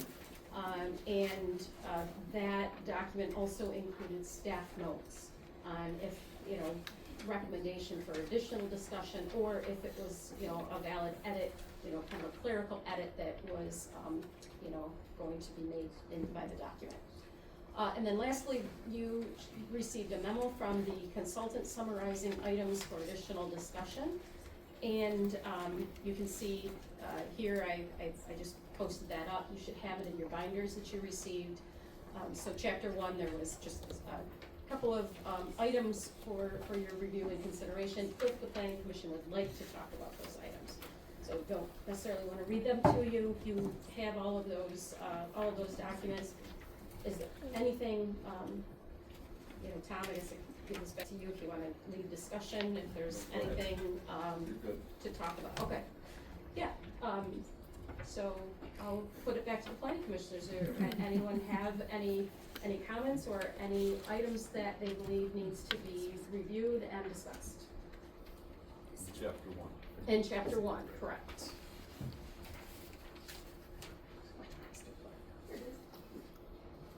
I didn't mind that. I didn't really have. I thought it was pretty straightforward. Chapter 1 was laid out.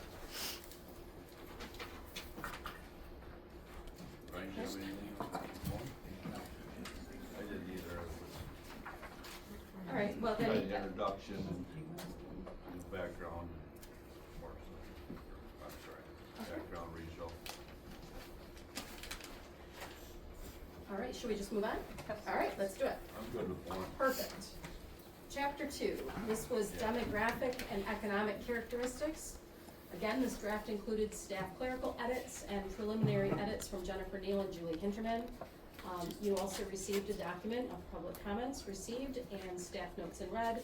And like chapter 1, there was a summarizing memo from the consultants noting any additional discussions that the Planning Commission might want to have based on some comments received that just weren't automatically made. Those were on seasonal population, unemployment and labor force participation, healthcare coverage, and employment retention data. Really up to the Planning Commission if you'd like to get into those discussions, or if you have any other edits or comments that you want to bring forward at this time.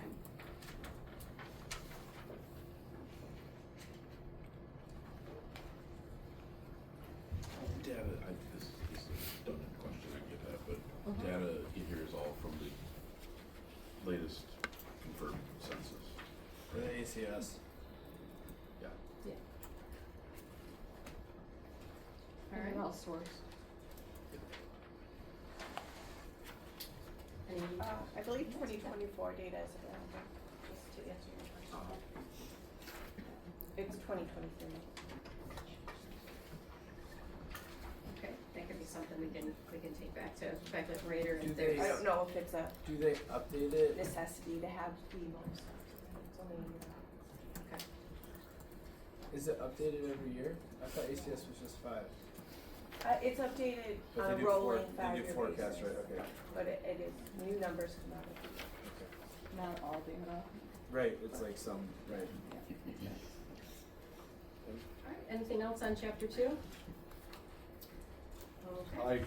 On 3, 4, and 5, those are just, you know, the population was talked about storage units. I mean, we swelled at almost 42,000 people in August, July. Well, that's We do, you know, 42,000 population. additional. Additional, correct. Yeah, I guess 90,000 that's what I meant, total. 90. Yeah. So those are interesting, storage doors and so forth in that. Yeah. Median age, 40, Emmet County's 46.4, almost 50 years old, so, yeah, it was good, lots of just stats in here. Yeah, but I thought it was interesting. the stats were good. I thought they Absolutely. like helped paint the picture of what's unique about Emmet County and the townships within Emmet County, but then also Emmet County compared to the neighboring counties. I mean, Yeah. Emmet County is a pretty unique. It's a pretty unique county in the state of Michigan, but it's also pretty unique in how it's not homogeneous, right? Like Emmet County has very distinct pockets. You can see that even with like the you know, whether it's median household income county by county or within the county. I mean, there's like a wild spread, you know, almost 3x within the same county, which is really tricky when you think about what solution is needed somewhere might not be the solution needs somewhere else, and I think that's a really important thing to keep in mind. A lot of people might have just seen that Petoskey made the list of the top 15 real estate markets in the country for listings over $1 million. So it was like Nantucket, Martha's Vineyard, Napa Valley, Jackson Hole, and Petoskey. And it was so unique, the article actually called out how unique it was that Petoskey made this list of these really wild locations. But what it spoke to is they were talking about the percent of listings, more than, I believe it was more than half, to make this list, more than half of all listings had to be over $1 million. Something to that nature. And so they were assessing these markets by what percent of listings were over $1 million. And I think this is part of what really gets lost when we talk about Emmet County and averages, is it's just not averages, right? You could say the average home sale price in Emmet County has really skyrocketed over the last 5-10 years, which is true. But when a house on Walloon or you know, Lake Michigan or, you know, Lakeshore Drive sells for $15 million, that really skews a lot of home sales at $200,000, $250,000, $300,000, and so a lot gets lost in that conversation. But to make a list where you have to have a certain percent over $1 million really helps paint the picture of how drastic. I mean, when we're talking about housing and things, lots of times it feels like the conversation here is like, well, who could afford an apartment, you know, for $1,500 a month or $2,000 a month? And I think that's a reasonable conversation to have, but like in the same breath, much of the real estate transactions in Emmet County are happening over $1 million. So it's just a really, really sort of bifurcated system. So I like this chapter because I think it helps break down a little bit of what this sort of cognitive dissonance, where like what we hear and what we see is different than what we experience firsthand. And I think this chapter is pulling from real data. It's hard to dispute the data, but I think it really helps show why things can feel so different than what they are described to be.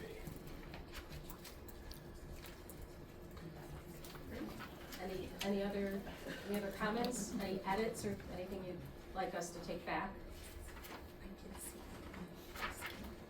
Nope. Again, I thought there was a lot of nice work put into that. It's very useful. I thought it was done. The only comment or edit I had was how, on the different figures, and maybe this will get cleaned up. I couldn't. Well, it doesn't matter. It was just interesting, like for all the townships, they're ranked differently in each one, but I think it's fine. I was just thinking about how. Is this a chart in particular? Yeah, Which well, page are you on? I'm talking about just like 15, for instance. Like page 15 of this chapter, the median household income for communities in Emmet County, it's ranked by the middle column, highest to lowest, which I suppose is fine. It's just kind of, I would think you would rank it by the first or the third. It's not a big deal. It's the most recent, I get that, yeah. So I don't think it's a big deal. Do you think ranking by percent change would make more sense? I don't know. I was torn going through this. Like, should all the charts be just alphabetical? But I don't think that. I don't know. I don't know if that paints a better picture or not. Like, there's part of me that's like, if they're always in the same order, you know where to find, your township or what you're looking for. But when they're ranked by one of the columns, it gets a little muddy. I don't know how much thought people will put into it. Like the page 8, veterans by community, it's just alphabetical, top to bottom. That seems to make sense. It's not ranked by anything. And I don't know. I don't know the better way to do it. Like with median age, it's nice to watch it gradually cascade down from Harbor Springs to McKinley Township. But it's quite wild, frankly, but it does.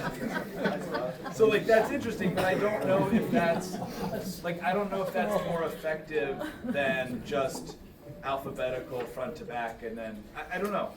Well, I do think that with charts and graphs, they tell a story. Yeah, It is, and how it's presented is hopefully intentional. Yeah. I see where you're going, and I think maybe that can be confusing because it's trying to show from 2008 to 2023 and what that percent change is. Yeah. Maybe if it flipped the other way and it was ranked by percent change, it might tell the story more clearly. But certainly something we can review with Second Rater, or is there any other comments on? I think my only comment is like, and I mentioned this a lot in just text elsewhere, is like, I'm good with it as long as it's consistent, right? Like if it's consistent that we're ranking highest to lowest, then that's cool. If it's consistent, it's alphabetical, that's good by me. I don't think I have a strong, I'm not prepared to make a case one way or the other. I just think consistency would be easier when you keep looking at similar graphs. But Just wanted, for age, that's kind of one of my big indicators and something I watch very closely. And so, as a plan looking forward to the future, median age is a very large indicator of where your community is heading in terms of aging population, families. Are there families in the area? Are we going to have new families in the area? Are we going to have young kids coming into the area? Based on, is our population, at a age of family forming, where is this a young enough population that they're going to be having kids and keep having kids? And so for me, where that age is of those highest median age communities of Harbor Springs, Cross Village Township, looking forward to the future, it's 10 years down the road, 20 years down the road, where are these communities going to be at in terms of needs, service needs, in terms of transportation, recreation needs, and so that's what I sort of think about when I'm reading this, and where is this plan going, and in terms of setting a foundation for when we get to it in future sections of the plan, future chapters of transportation, are folks going to be able to drive? Are they going to have community members who are helping them? Those are things that I lay the foundation for early and say, okay, we need to start, we'll need to talk about this eventually and say, okay, do we have a plan for that? Because we know, based on our data, that this is coming, essentially. do you think that information is received differently when it's ranked highest to lowest versus if it was just alphabetical and scattered? I like it how it is. Yeah. I wondered if Emmet County and Michigan should have been like a dotted horizontal on like an x-axis, because then they kind of blend in, but Yeah, it's right. extremely noteworthy that only 2 townships are at or below the median age for the state of Michigan, right? So every other township is older than the state. Right. You know, and that's sort of lost when it's just a bar in the chart. But I thought if that was a horizontal line, oftentimes that can help tell the story a little bit better. Well, it sort of goes to the higher valued homes and senior community that we have. We are a retirement area. We really are. We're tourist based, and one thing that I've heard forever, you know, with the people that come up here is, man, we really love coming up here. We hope to retire here. And a lot of people who are able to do it have. And that's going to give us the numbers, and I think they speak for themselves, as to why we have some of those numbers the way they are. And that does go to what a beautiful area that we are lucky enough to live in. And that's stated in the takeaways on, you know, page 19 of aging population, that bullet point right there. Emmet County's increasing share of elderly residents as baby boomers continue to age. Gen X is not far behind, and this has implications for housing, transportation, and medical services, which Jennifer touched on. So It's I interesting highlighted that. too, because that's like, this data is just like overridden with like, there's no growth happening. But so much of the conversation and the public discourse is, oh, it's turning into Traverse City, oh, we're losing who we are. And we're losing population, or stable functionally, but we're not. Like, if you look at the trajectory of Grand Traverse County in the 80s, 90s, early 2000s, like, we're not even, it's apples to broccoli. I mean, it's not even close. But I think that's what's really interesting, is there's this sense that growth is just this one-way train, and there's no way to stop it. But the growth that's coming is not coming from just more people living here. It might be more people visiting, or more people, you know, coming here for a period of time, but the growth is not population growth. But we are not an industrial area. We never really have been, and I think it has a lot to do with transportation. Yeah. It's much easier in the southern part of the state. That's where the jobs are, that's where those type of things. We are, you know, the place you get away to. Yeah. I also think it's part of why, I mean, I feel like I say this every time housing comes up in these meetings, but it's also why we have this simultaneous dynamic of, we're not really growing, but it feels like we don't have enough housing. Yeah. Because it goes back to that older, broadly speaking, older resident, non-family forming unit has a lower occupancy per housing unit. So even if we've held the same number of housing units, if that unit of housing that was holding a family of 5 20 years ago is a couple of 2 or an individual, that takes the same inventory of housing and makes it less efficient for people. And that's, I think that's just one of those things that's so tricky, is like, our lack of housing is not because we're growing rapidly. It's because we're putting less people in a housing unit than was once the case. But don't you think the flux that we have as a seasonal, for the most part, area, and the tremendous, as the numbers have stated, how many more people we have in the summer, the need for bringing in employees. Yeah. I'm talking to people up in the Mackinac area, and the need for the Jamaicans and the Europeans and everything else is only going up. Yeah. And that's creating, there's a few mom and pop motels that are now dedicated to employee housing, and they're still looking for more. Yeah. It's the same way on the island and in St. Ignace. I think you've done a good job. Are we ready to move on?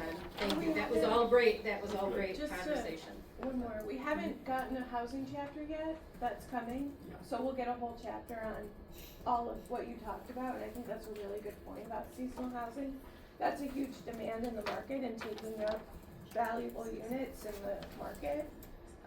But, and then I think I pointed this out in my comments, but households on page 8, I don't see that it actually talks about households. So to Brian's point about household size, should probably be in that section, but, Yeah, cause it mentions it as a key takeaway. yeah. But it doesn't reference that, that's fair. It says a key takeaway, shift in household composition, the number of single-person households has steadily increased, particularly among older adults.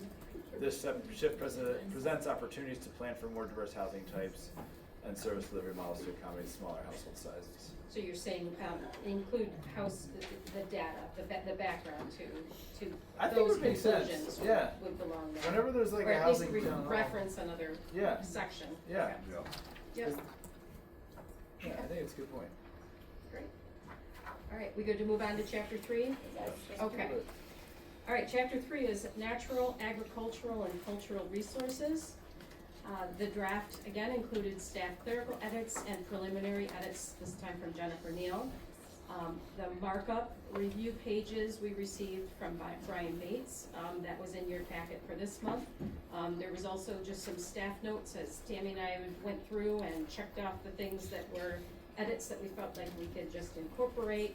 And then others that might need some discussion or sort of some good discussion by the whole planning commission before they were just incorporated. We also got some public comments that were received, just for some edits. They will be incorporated in the future draft as needed. Some of the other edits that we received from others were already found those anyhow, but we just wanted to let you know that we did get some public comment on that. And then again with this chapter, a memo from the consultant summarizing items for the planning commission discussion. Just a few things noting about clarifying steep slope sections, adding a section on watershed management planning, endangered species, some clarifications on that, and then other stakeholder review, recommended by tip of the Met Watershed Council. We received some from them, and you just, Tammy, forwarded this chapter, or all the chapters really, to the Conservation District. Yes. But we did forward this chapter to the tribal planner and the natural resources department director for the tribe. So, and I do not believe we've heard anything back. Yeah.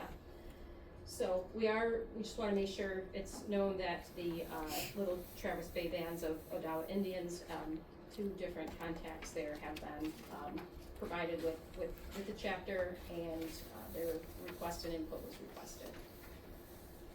So, again, you received in the packet some notes that Brian had. Brian, I don't know if there's items that you saw back on some of the notes that you'd like to bring up for discussion?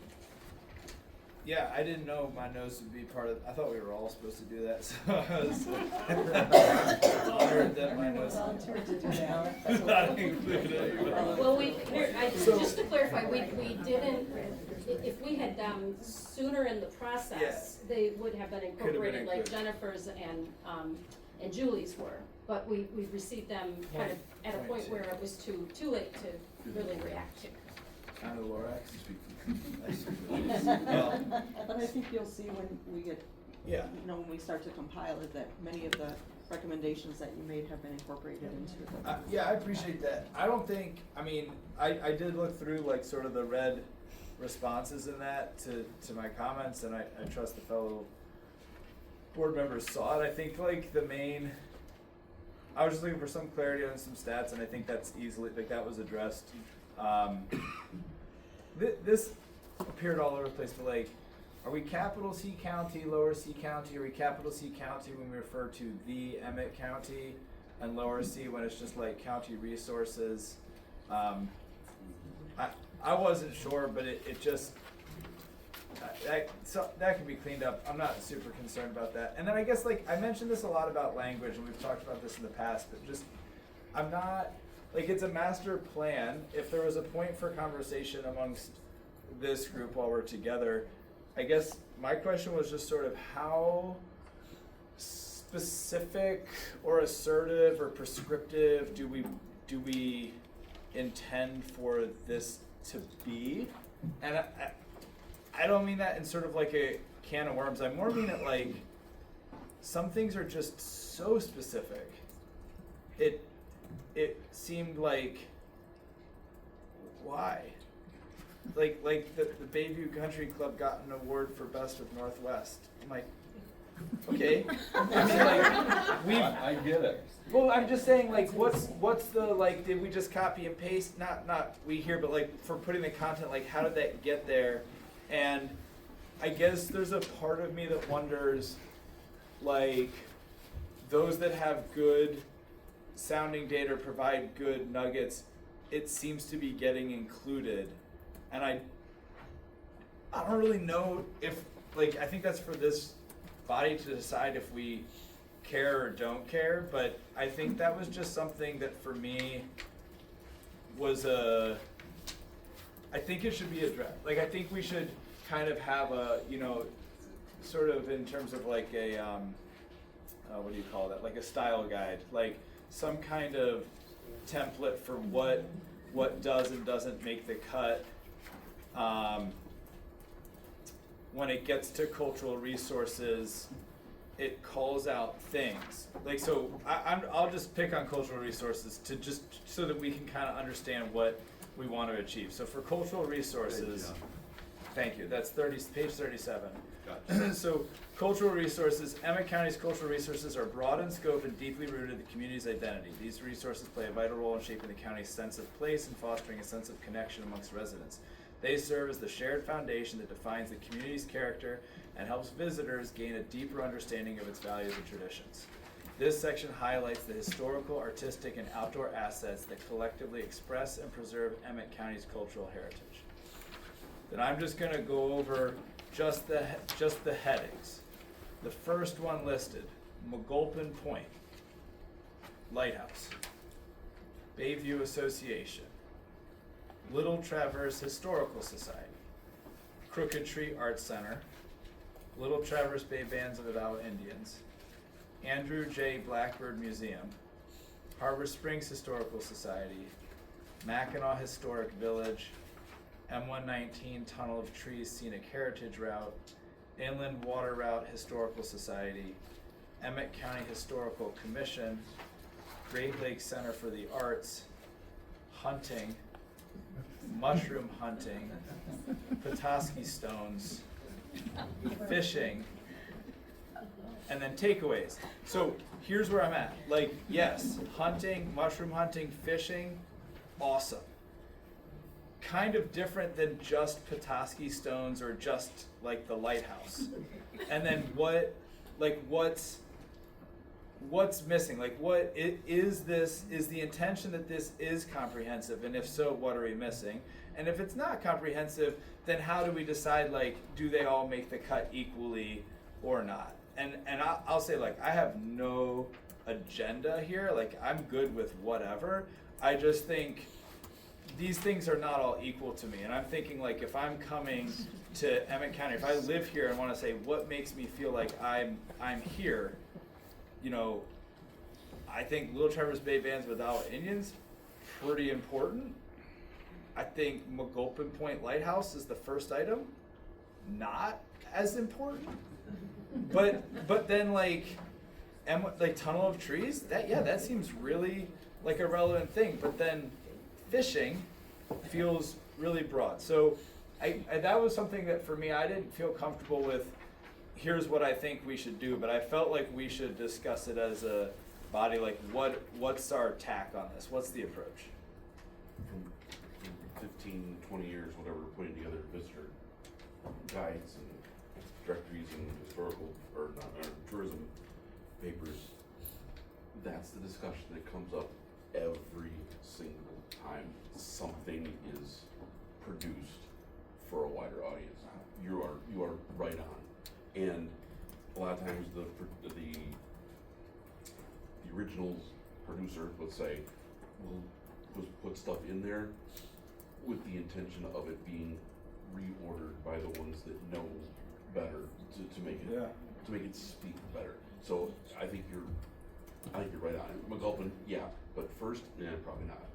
You could talk to any group of people though, any individual, Right. and they're gonna say fishing is super Right. important. Right. Or they're That's- gonna that's say, the other side. they're gonna say, Yep. Petoskey Stones, I'm sorry, you go to any, Yeah. Yep. any shop, you know, any jewelry store around here, I mean, I don't, so I agree that maybe reordering makes sense. But I think you could make a case for every single one of these items.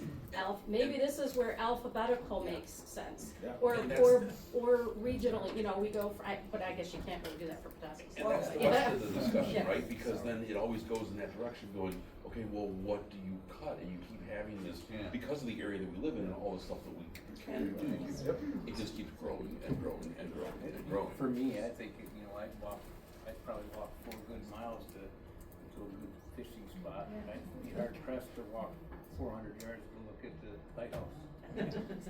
You know what I mean? And I'm not trying to pick on the lighthouse. It sounds like a lovely lighthouse. I just There's a lot of mean, history there. yeah, no, I want to be so clear here. Like, to me, this isn't about one individual entry. It's just like, what's the criteria for securing an entry, and then what do we do with that? Like, I think there's a lot of, I don't think anything listed should be cut. But I'm saying, I'm saying if this is a solid swath, we must be missing something. Like, yeah, like,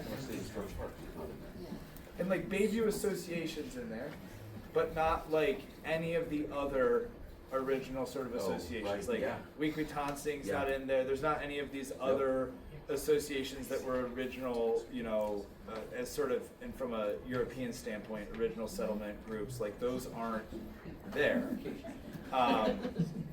So that to me was just a question.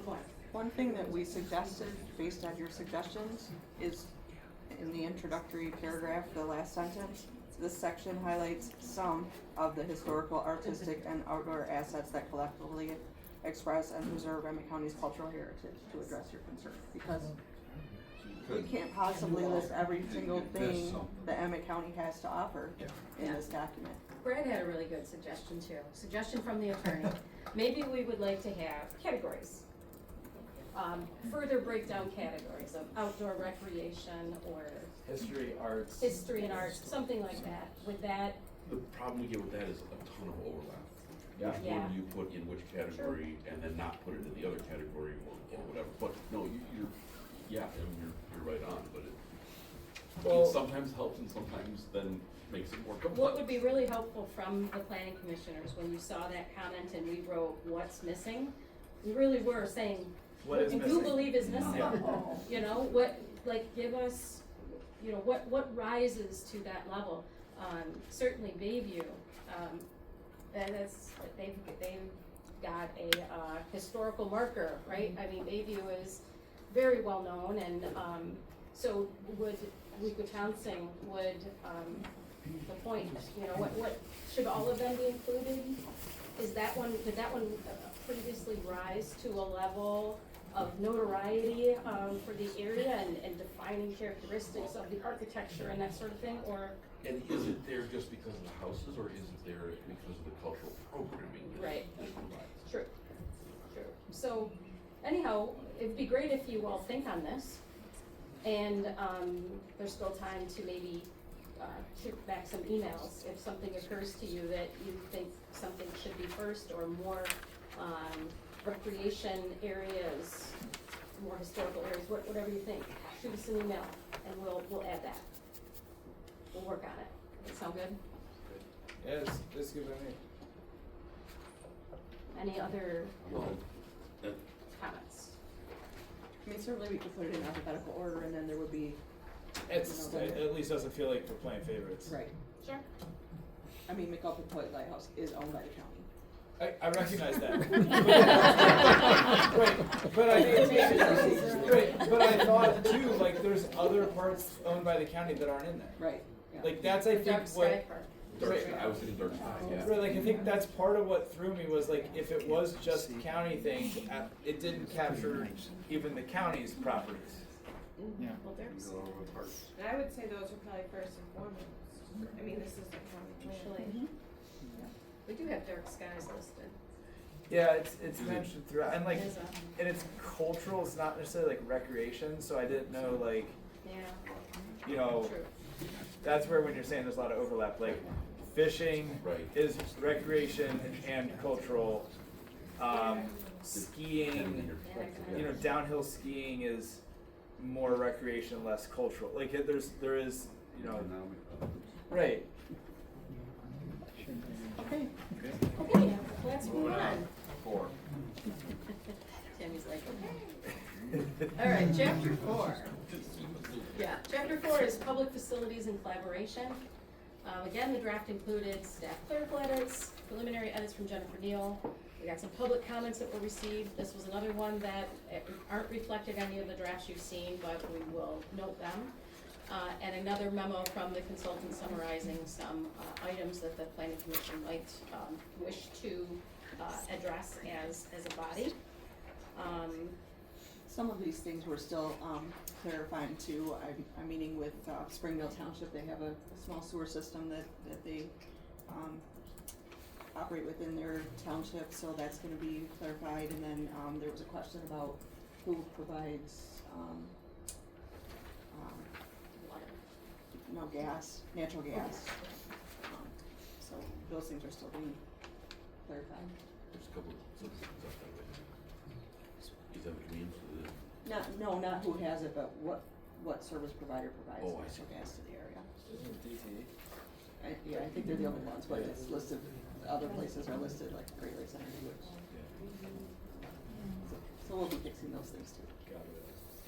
Anything in this chapter that you think is missing? You know, like with the cultural resources, is there any facilities or collaborative opportunities that aren't noted? On page 3 of that map, if we couldn't get that enlarged a little bit somehow, that's pretty tough to see that. Or one of that map plus where that parcels that are served by public wastewater, public water supply. This is wastewater, water and wastewater. A map which is Harbor Springs, Petoskey, Little Traverse Bay region. Some like If we blowouts. get that or blowout blowups, on yeah. another page or something, so that. That was discussed. Someone's gonna look at this, a developer's gonna come, and he's gonna wanna see this. This is an important page. Format wise, could Infrastructure is that important. map or other maps, so could it be a fold out, like a double page? Yeah, type of thing? 11 by 17. Yeah, We've- yeah. Was To this is save a everybody page. the trouble, Tammy and I already believe that should be the direction we go, to have 11 by 17 sideways pull out for all maps and graphics. We can The work last few months, a lot of our cases, No, but these are what worth it. I mean, Yeah. the developers are coming and looking at this stuff, specific and future land use, so. Yes. So these chapters are very important to me, that Oh, has to be definitely. right. And it's. this is the improved version. Yeah. It was different before, but you're just right, it just, you can't be that small I mean, it's and mapping out, concentrated and be able to view it. and on page 2, you know, the village of Pellson, they're getting a water supply system there. That could be huge for that area, depends on how big they build that, but how big they build that out. And you could open up lots of opportunities in that area up there. We're talking, I'm not gonna talk about it turn. Any other So- comments for chapter 4? I mean, it still just gets me to like some stuff so specific. I know I mentioned that in the ag section, like there's something like the review or whatever, but I've never met Divot. He sounds like a super solid canine dog, but I just think it's strange that like Divot gets a paragraph. On page 17, Canine Unit. Canine Divot is a male German Shepherd certified by the International Police Work Dog Association for narcotic. Divot is in training for patrol and tracking and was purchased from and trained at Mid-Michigan Kennels in Eaton Rapids. There's like bits like that that just have me kind of like scratching my head like, we got a canine unit, great.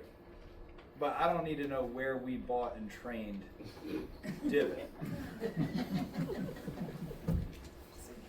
But Oh, we were gonna add a photograph too.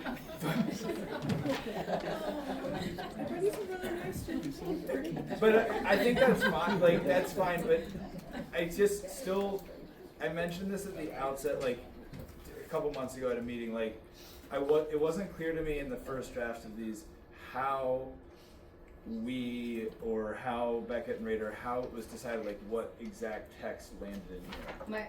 My assumption would be that if these are points of pride from the sheriff's office, They wanted. they were brought into the draft. Got it. Because they are important to the sheriff's office, So and that it is what chapter- they promote, and it is reflected in our community's master plan. Okay. So it's something that we can go back and look at, especially if you just call out these things that stand out to you that seem excessive. We can sure look at it, maybe take a sentence out. Sounds like the sheriff department prideful on their That's, things like that. that's how I would view a lot of this. It's points of pride. Does it belong in something that isn't owned by the county? Probably not. And as you noted, we did strike, the golf course reference that you mentioned, because, right, that seems a bit excessive, but this is a county, division, and a point of pride, and maybe it belongs here, but we can look at that again. Yeah, I got nothing against. Recruitment, another good, It's might an help with important recruitment. aspect for law enforcement. I like it. What's that? I like that in there personally. I mean, it's an important part of our law enforcement team in Emmet County. It's Emmet County's land. But the trouble is, guys generally live a real long time. Maybe we made it a little more generous. Yeah. I say that we have it, and God forbid, I'm not wishing Divot any bad luck. But Yeah. that he be replaced with another, that because this is an important part of what we do offer and have. Sure. And maybe I think that's a great approach, actually, just Yeah. not to necessarily name the animal and where it was purchased, but. K-9 units. Yeah. I guess that's right. I will Where it say gets though, groomed. for me though, that insight of like, reach out to the sheriff's office, they provide input, like that colors in the lines for me. Like that makes sense, and that makes sense for why some parts are more specific, because if the party reached out to doesn't respond, they're just gonna get the, Wikipedia entry of what they have, and if somebody does respond, they got a lot of details, then we get that, like, I can wrap my head around that, and I think that's fine. You'll encourage Although- participation. I think we're short-sighted even on the sheriff's part. I think the point of that would be, to me, it's a bragging point of what kind of services we actually offer to this community and what we're probably gonna be, moving towards. So, canine, great, everybody's got a canine. Yeah. Well, we've got a pretty good detective division, we've got a great drone division. There's a lot of things that we could come out and say, hey, we have good, well-rounded, police agencies throughout the area. Yep. We got a top-notch public service here, and I realize that's Petoskey, but we have a collaboration of law enforcement that is much more than a canine. Yeah, and I thought, like, for instance, the next paragraph though, where it says the Emmet County Correctional Facility located in the city of Petoskey has a capacity of 103 beds and operates around the clock 365 days a year. Its primary goal is to maintain a secure and safe environment for both staff and inmates. I'm like, perfect. Like, to me, that's like a textbook, great. Like, it explains what's there, it tells you how, and it sets the goal. Like, I think that's a really compelling, like, that's a really effective 2-sentence description of what's going on. I think what we're hearing is we would like to send this back to the sheriff's office and see if they want to add drone units and some other more significant, areas, and maybe we'll have to We take a should look at show this. that we have a much more proper grammar. We have a pretty well-rounded sheriff department in this county for northern Michigan. And I think we should be focusing on that, because I think that really shows the community and the community to be that we're pretty, I hate the word progressive, but I mean, that's not even the right word. Robust? Robust and forward thinking. Okay. Well, we can certainly send this over to the sheriff too, and I mean, there's probably some things missing about the communication improvements that they've made with their apps, and by the way, there was a little token on the desk right there, that's a great example of, communication that is available now in our county, that if you scan that or download the app, it's called What 3 Words, and if you're lost and you have your phone, you don't know where you are, you can, I believe, call or text the 911, and they will shoot out those 3 words to you, and they will be able to identify you based on what those 3 words are. So that's a great new thing that CC 911 and our public service community has done for our community. So if you have a smartphone and you want to take advantage of that, it's up on Tom's desk at the end of the meeting. He'd be happy to let you And that thing scan works that. worldwide. Really? Yeah, I mean, it's down to almost anywhere in the world, within 6 feet of where you're at. Serious? It's pretty remarkable. And what other conjunction that people don't know, or a lot of people don't know, is they have 3D mapping of a lot of our large buildings. So every school will have the capability, if I'm standing there calling, hey, there's an emergency, oh, he's in the science lab, which is on the east wing, 3rd floor. That's pretty impressive. That's the stuff we should be bragging about. How far down is it drilled in? I think it's like 6 feet. 6 feet? It's Alright, incredible. so my 3 words are different than your 3 words. Yes. That's amazing. Pretty crazy,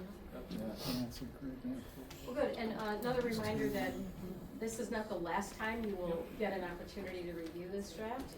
Now that these chapters have been in front of the planning commission, we can make any final notes and edits, even though it's still a work in progress, but the plan is to then have those available on the dedicated website, so that citizens can review them. But our goal has always been that you all have that opportunity first before it's really published and put up. But still lots of work to do, and you will get a final draft once we have, once we go through all of them. But there's a lot of work to do and not a lot of time to do it in, so we do have to keep moving along.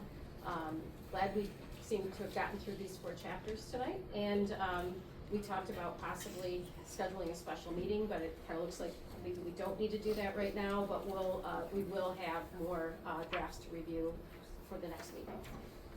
The next 2 chapters, at least. Yeah. All right. So watch for those. Yeah. Perfect. Okay. Probably not the right place, but to make public comment, I heard about transparency and how we contact the community and try to get community inputs. And I thought maybe we could take a minute to, talk about all the things that you two have really put together as far as the different events, the outreach programs we have, what we've tried to do. I think it might be good for people to hear that.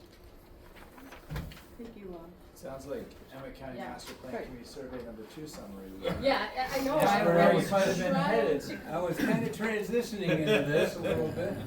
I am trying, do you have your copy? I'm like, I don't even know where mine is. 1,951 people participated.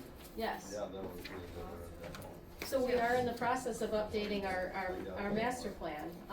And it was noted that some communities didn't, some citizens didn't receive in their tax bill a flyer about the second survey.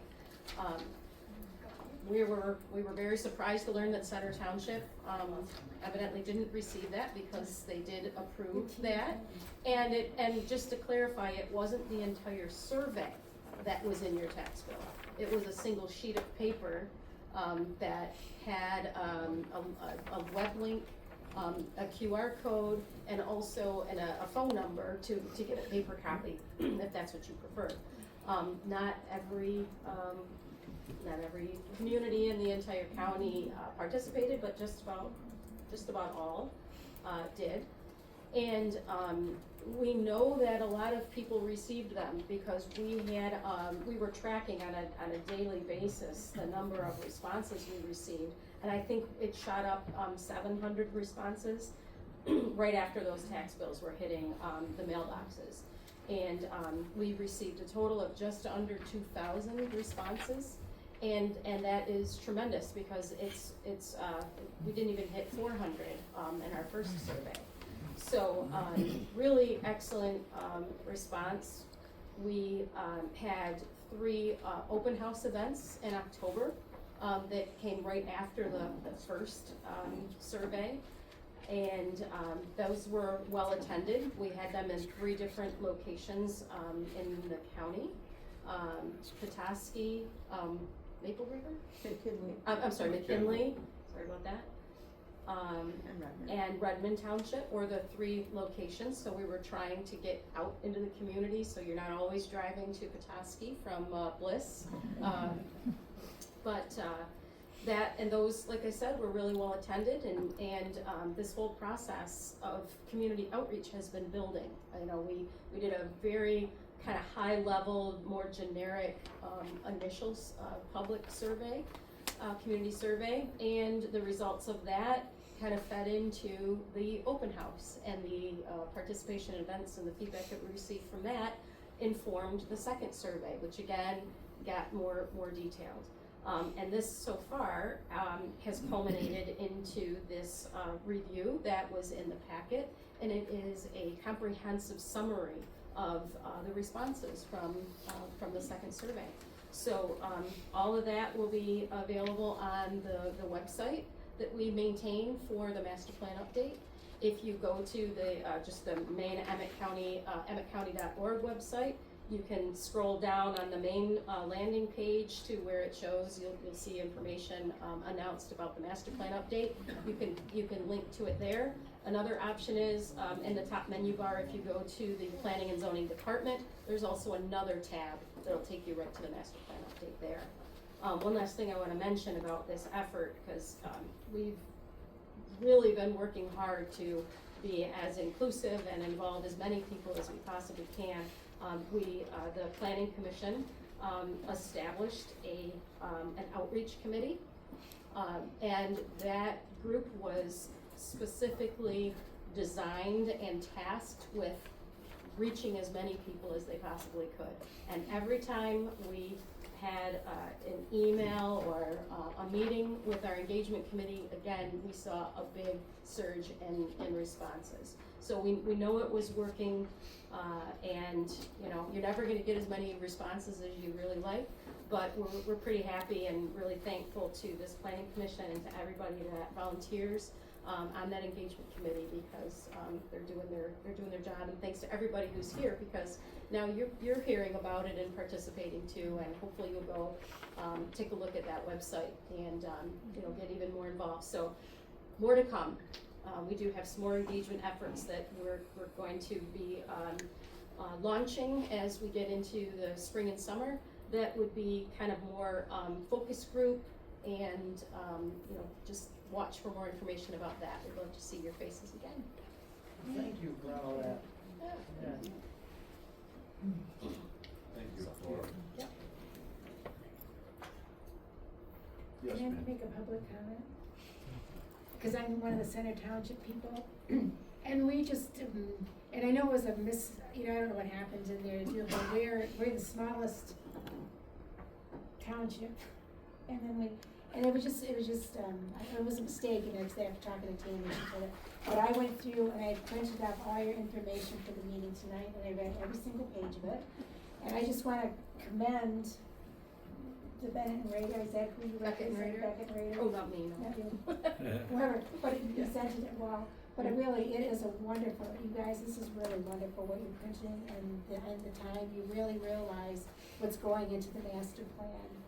And I really appreciate it. I want you to let me know that I did take the time to do that, and it's, you know, and then I can pass, like you said, once somebody knows, you start passing, you know, information around. And I go to every Center Township meeting, and, you know, and we're talking about up in our little neck of the woods getting together as the smaller townships and meeting, so. Well, and one other thing that we have done, we've participated with, Cross Village Township is in the process of updating their master plan for the first time in about 20 years.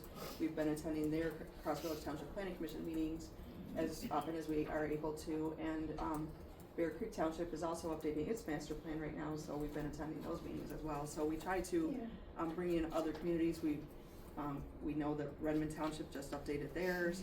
And not every township has a master plan, as you know. Center Township doesn't have one, but we're hoping that we can get people from all over the county to participate and review the documents and send in public comment and be a part of it, because this is where it starts. It's, you know, data centers may be something that is a hot topic right now with people, and if we ever had a proposal for a data center, we wanna be prepared. Right. And this is where that starts. By the time the development is in the works or being proposed, it's sometimes too late to stop it. That's why That's why Yeah. it's so important to be involved at this level, and really, we appreciate your comments and appreciate your coming tonight.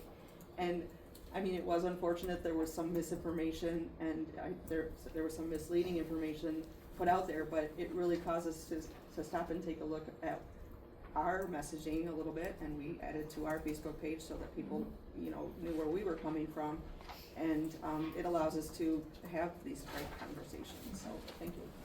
The sad part of it is all the effort that you've done to do the outreach, and that Facebook rumor really got more people calling my house and showing up at my house than any of the master plan.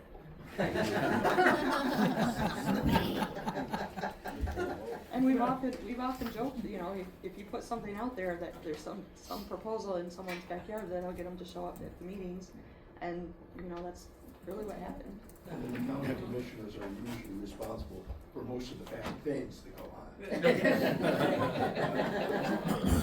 All right, touche, yeah. Move on.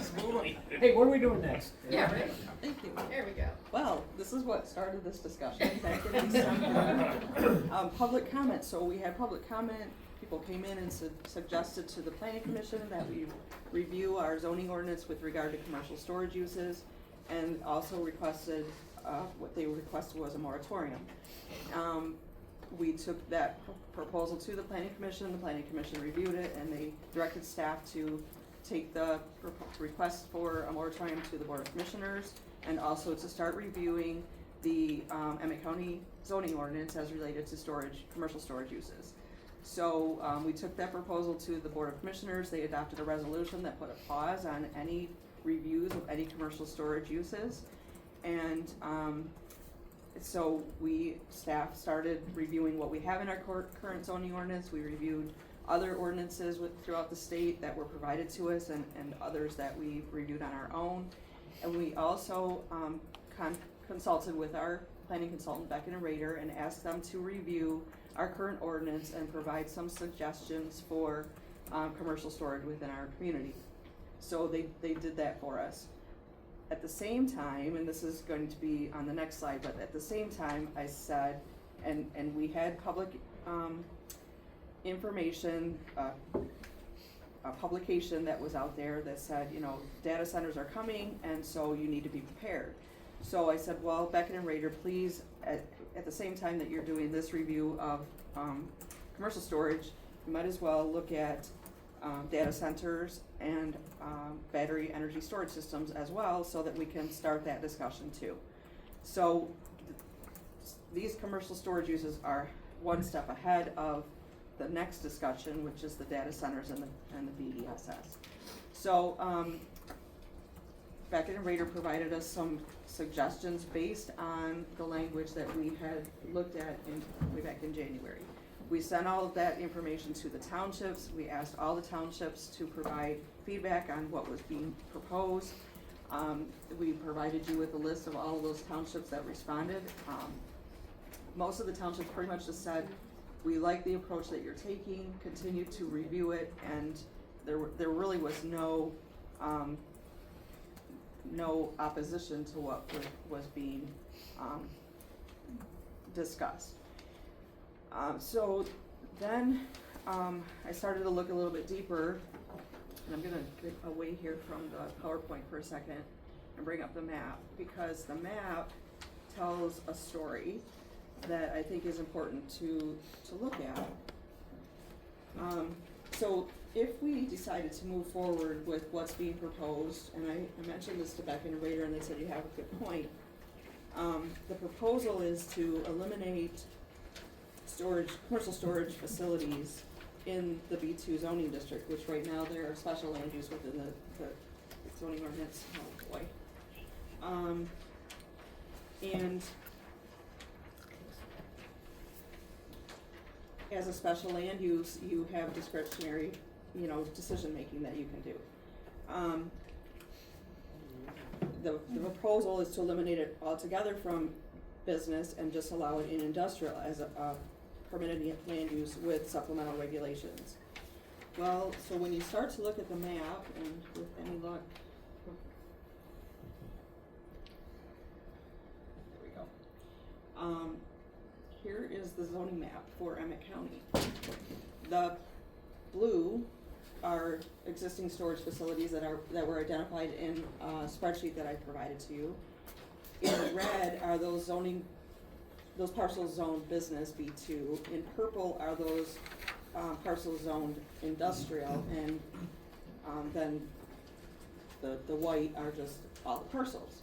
So we have over 30,000 parcels in Emmet County, and did a little bit of an evaluation today on my own, and found that there are a few hundred, about 300 parcels that are zoned business, B2, and about 188 parcels zoned industrial in Emmet County. And so if you eliminate these uses, storage uses in B2, and only allow them in industrial, you're really limiting the areas where these uses can occur. So let's go down. So Can you say the number again? What was the number of these? 300 in B2, 188 in industrial. yes. And then further, I have a spreadsheet, I'll bring that up in just a moment too. So this is looking from the north to the south. So in Wawatam Township, there's some industrial.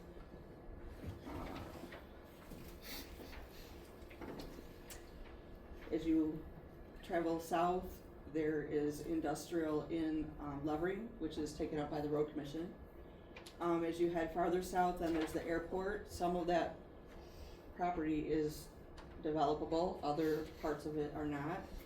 Or if they are developable, they have to be approved by the FAA. That's the big purple, that's all. Yeah. The big purple area. Yeah, It that's looks like a giant industrial park, but it's really an open field. That's what I thought, okay.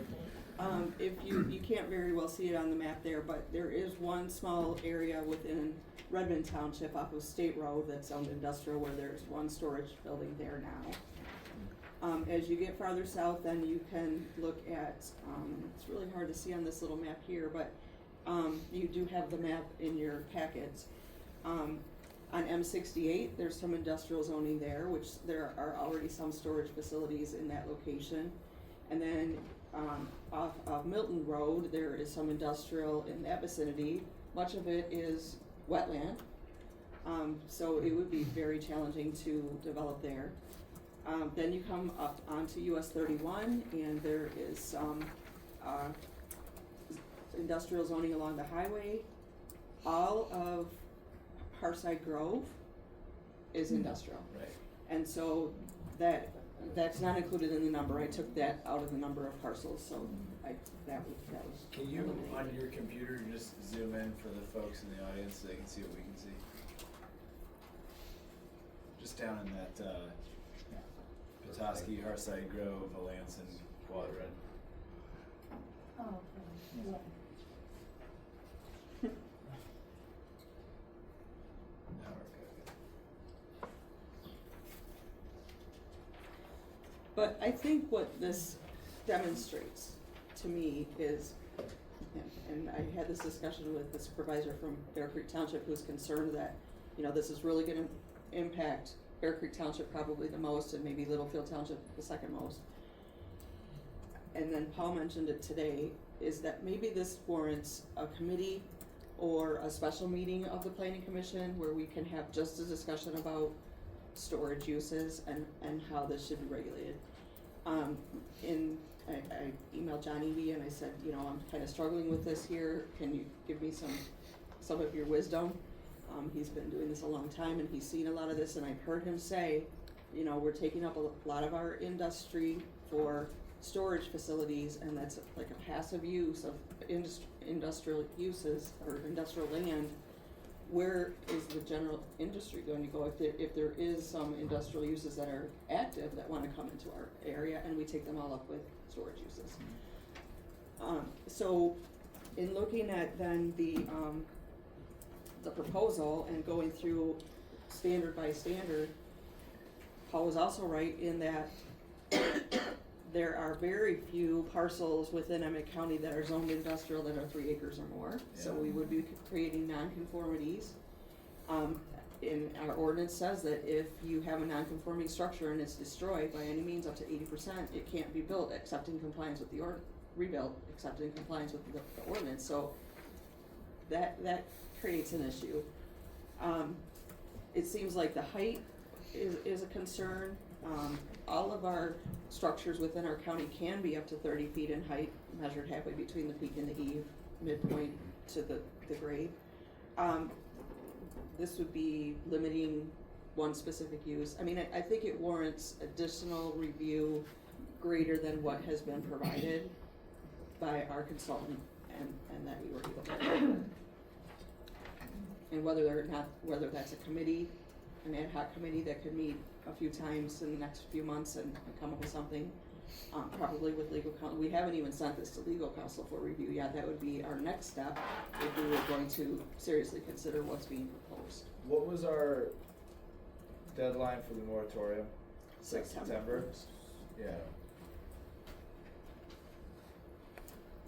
I guess, the other thing is, separate from storage altogether, like completely ignoring the storage conversation, it comes up often that we just don't have much industrial. Right. Like, at all. Right. Ironically, I don't mean to interrupt, but with that saying is Bear Creek Township, is Heartgrove in that? Heartside Grove. So there's like a lot of history with that. Well, I'm sure there is, but I think it's interesting that that's a big chunk of their industrial land being made into a campground. Right. Well, let me go back over because I found my numbers here. 354 parcels, zone B2 in the whole county, 1,041 acres. 211 parcels zoned I1, 705 acres. 35 parcels in I1 over 3 acres. 35. 35 in I-1 over 30 acres? Over 3 acres. Over 3.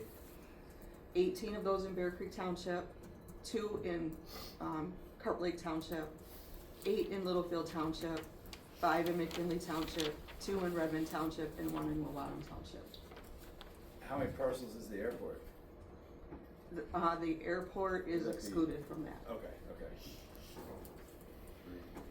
Yeah, so I guess, like I was saying, like besides any of the storage unit conversation, we lack industrial space. And that comes up relatively often. And that's a real big discussion for the master plan. It's a huge discussion And for the Bear master Creek plan. Township will be having that discussion next month in a joint meeting with their planning commission and board. Yeah. Do they have a special meeting set for that, do you know? They do. May 13th. 7 o'clock. Or, I'm sorry, I think 6 o'clock, I'll tell you in a second.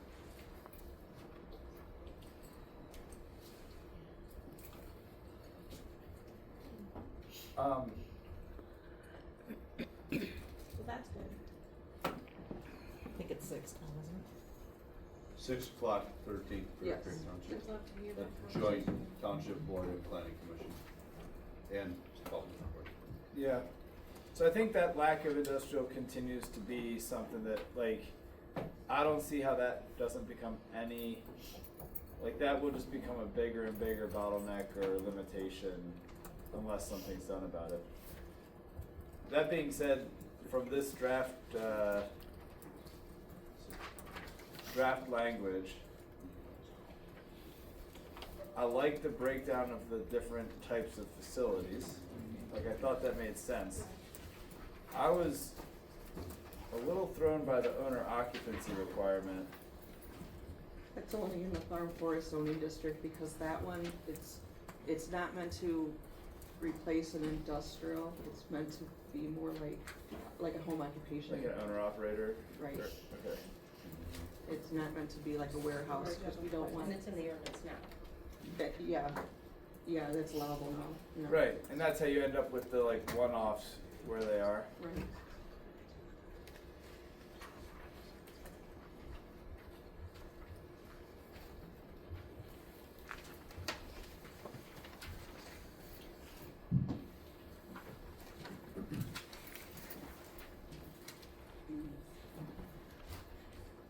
That was good information, and I noted as Paul was talking, I believe that is a good suggestion to try to form some sort of ad hoc tip, figure this out, make sure we do it and get it right.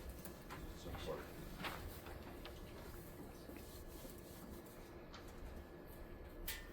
There's a lot on everyone's plate, so we need to get it right and get master plans, both Bear Creek, our plan, this, so. A question, I could, Yes. does the Board of Commissioners have to assign that type of a committee, like an ad hoc committee, a subcommittee, or is that something that can just be planned by the planning commission? I believe the planning commission will know. What was that? I think our planning commission bylaws allow For that, okay. And then it could be just like a workshop meeting? Yeah, it would still be an open Okay. meeting. Open meeting and have those individuals, owners that, stakeholders, that's the word I was looking for, be involved for some direction, guidance, I mean, and this opinions. Tonight isn't the first time we've ever heard that, Right. that suggestion that, Yeah. you know, there be a committee of people that review this.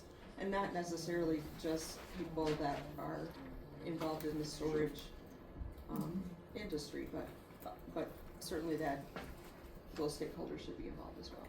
I guess the other question I had when I read through this language and the draft language and definitions, like I appreciated the comment, like we do have a unique dynamic here as mentioned in different ways, but I appreciate the comment that the term commercial doesn't always apply since some of these units may be used for personal or residential, but they can be rather large, right? And we see some of those going up where they're quite sizable, but they're not like warehousing. I mean, they're not like inherently commercial. But I guess like when I was reading through this, my thought was sort of what options do we have? Like, making more areas industrial is a different conversation, but it's adjacent certainly. Setting an acreage minimum makes sense, but it's intentionally, unintentionally quite limiting the way things just currently stand. I guess I just didn't know, like, is there another path that we're not thinking about where it's like something's permitted in B2 but only of a certain size? Like, I guess I'm just sort of left with like, what we could get a committee together for sure, but what tools are in the tool belt? I mean, that's sort of what I was left thinking, like what? Well, I mean, setbacks, height, right? Design. And I think, you know, screening, yeah, I mean, screening is already part of it. Those are the tools. Yeah. Zoning district, setbacks, height, design. Yeah, so I guess part of me wondered, like, if we're really limited on industry and we're concerned about or industrial, and we're concerned about restricting, like, that this replaces a potential industrial use. I wondered if there's a way it's in B2, but then some of those other levers are pulled, like the dimensions, lot size, et cetera, are then, you know, a bigger player in the conversation. Well, and I think with having three different storage facility types, you're breaking it open a little bit more, and you can dive into the districts to see which type would fit which district. I think you could probably look at, not play around with, that's a bad word, but like, sort of like, kind of see if one fits a district more than another type. You know, cause. By that same logic, I guess when I looked at this, I saw self-storage facility, traditional drive-up self-storage units that are one story, individually used for storage of personal items. Such units are visited infrequently for short durations, resulting in low traffic. That to me is sort of like your quintessential self-storage facility. It's what a lot of people picture, and it seems like the most, we'll say, benign or the least intensive use, okay? Then, for zoning districts and land use matrix, self-storage facility is permitted by special use approval in industrial district. Period. And I was sort of left thinking like, well, that seems bad. That seems a little.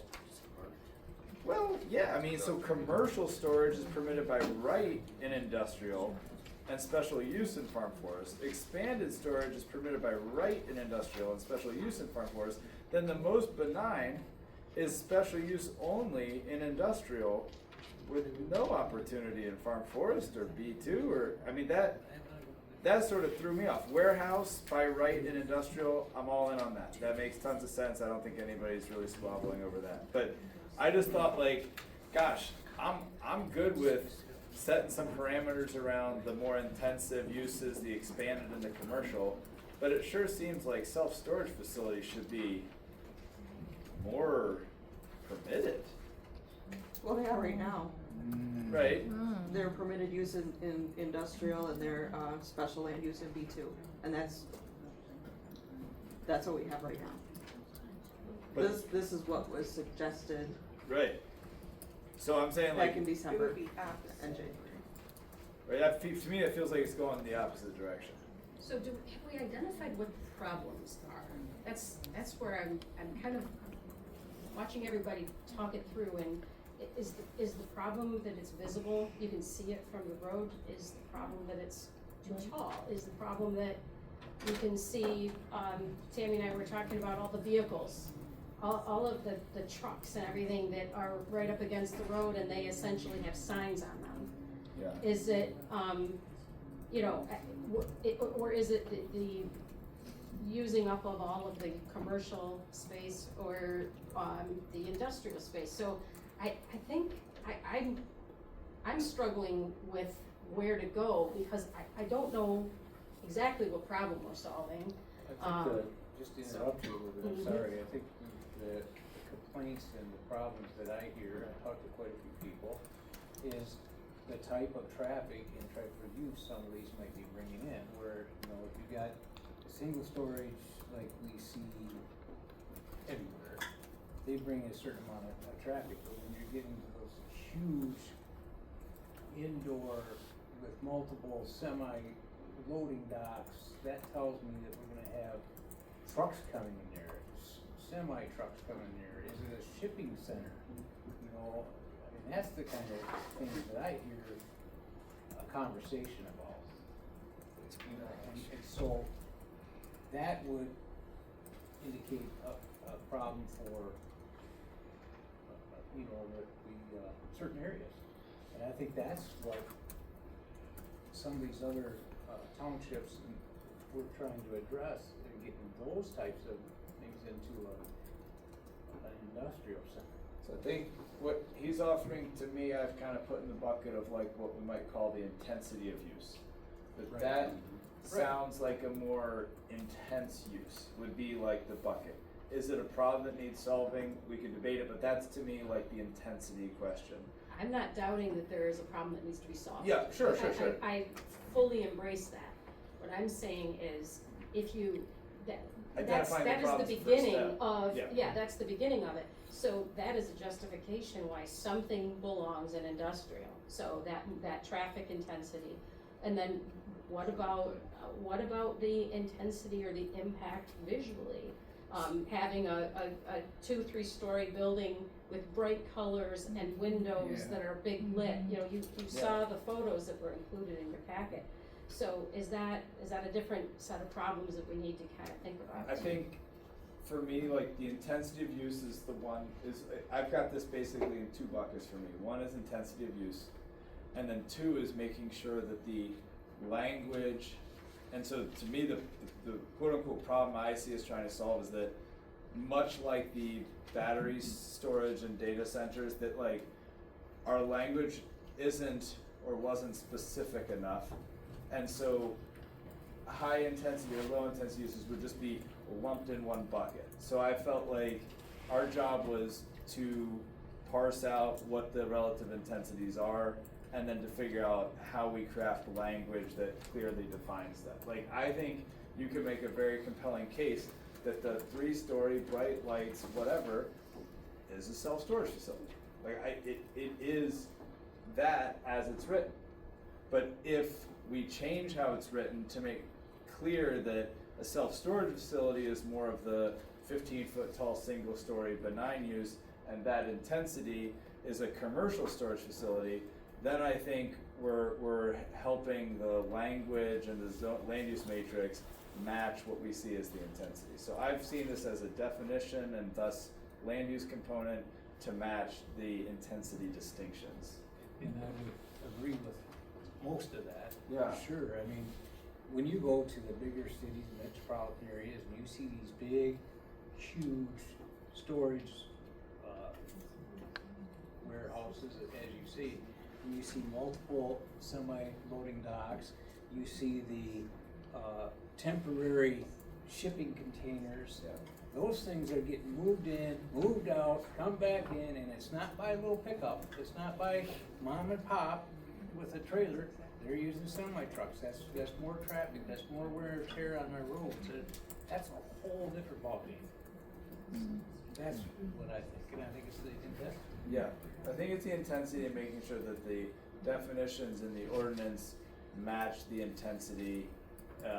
And my understanding as it was presented was that the justification for a moratorium was to get that language cleaned up to match that intensity so that there's no kind of ambush or whatever from, because you could argue that a data center is somehow storage, right? You could just say, hey, you're just storing data. It's no different than storing a mattress and a bicycle. It just happens to be data. So I think coming up with language in here that specifically is saying self-storage buildings shall not be used for any business activity other than storage, you know, coming up with sort of specific, somewhere it did say,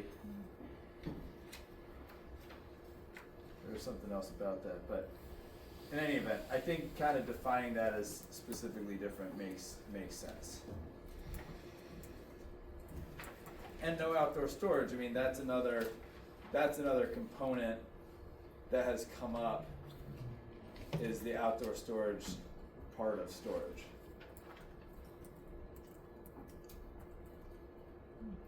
And then crafting supplemental regulations that kind of fit those various categories based on their intensity. Feels like that's what we're after.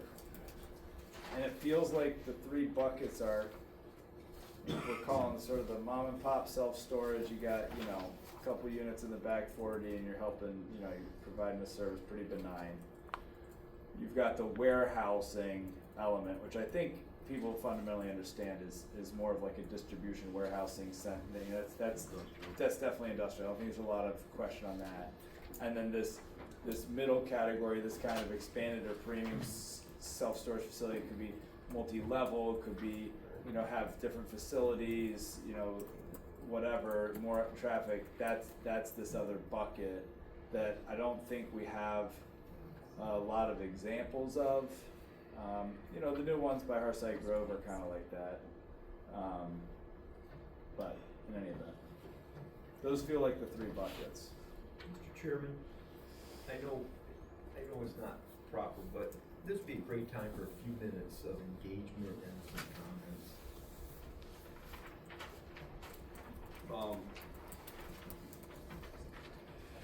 We're about done with this discussion, I believe, so kind of going around and around here, so.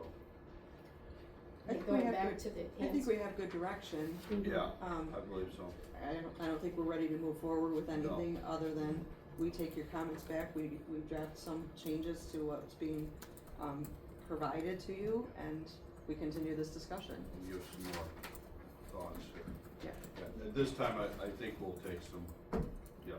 Thank Go you, ahead. thank you, Mr. Chairman. Just a few minutes, but I'll just hit a couple points that will help the conversation. When it talks, okay, first of all, storage, it's pretty simple, definition. It's the act of retaining something for later retrieval or use. The core idea is simple, you're holding on to something so you can access it later. That is, okay, whether it is cold storage, climate controlled, drive-up doors, or interior corridors, storage is not intended to serve as workspaces, okay? So whether, if it's climate controlled, it doesn't mean it's not storage. So from a self-storage standpoint alone, there's really no problem with self-storage, okay, at least as an opinion, all right? But you have these toy boxes, or Ken calls them man caves.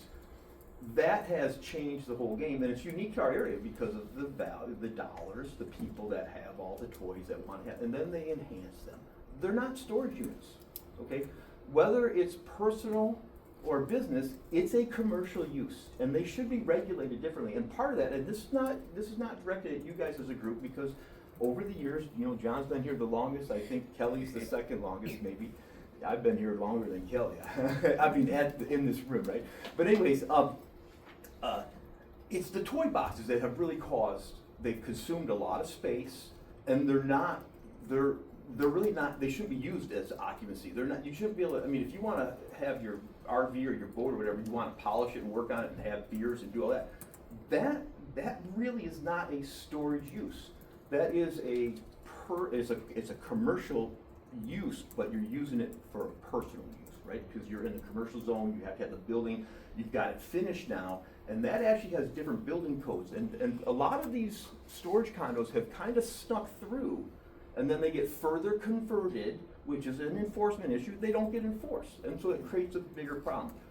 And all of a sudden we have those 30-foot high hearthside storage, $1.5 million storage condos, okay? So, and that's all great. And they're selling them, and it helps the community. Trades, there's taxes paid, insurance, so there are ongoing things. It's passive in a point, but it also has, perpetual value. But that is the bigger challenge to me. The storage thing, whether it be a 2-story interior corridor, should not be an issue. That's actually good use of land, because you're building up rather than sprawling out, okay? And we have limited land, we all know that. As the self-storage, the few things that are suggested, I don't think it's right to put a minimum on the size, because it's really more of a site plan review. If the site plan is reviewed and proper snow storage and maneuverability and these things are required by the planning commission and actually reviewed and how do we say that? Basically, the good thorough review. And if someone says, well, I only want a 10-foot setback, but it's like, well, you don't have enough snow storage, then you're gonna have to reduce some of your building or something. So just because we don't have a minimum lot size doesn't mean we can't have a good plan. This commission is part of making that plan good, because you shouldn't accept a substandard plan, right? If it doesn't have proper maneuverability, if it doesn't have enough distance between buildings, if it doesn't have snow storage space, those are the challenges. Now, so I disagree with lot coverage for self-storage. It's really, if they can meet the code and have all the proper requirements, it could be 60%, it could be 75%, because in commercial and industrial, we want as much utilization of the land because there's less of it and it's more expensive per square foot. Site layout, well, I won't get into some of it, but with the self-storage, it looks like the option to move it closer to the road right away, as long as you have screening, is possibly being considered to be removed. That option would be possibly removed. I'm not sure. There's a lot more to discuss. Those are just a few points I wanted to touch base on because, you know, the toy boxes should be regulated. They're not storage units. They're commercial spaces. If you want to use it personally, fine, but they are not storage units. Storage is not to be occupied. Thank you. Thank you.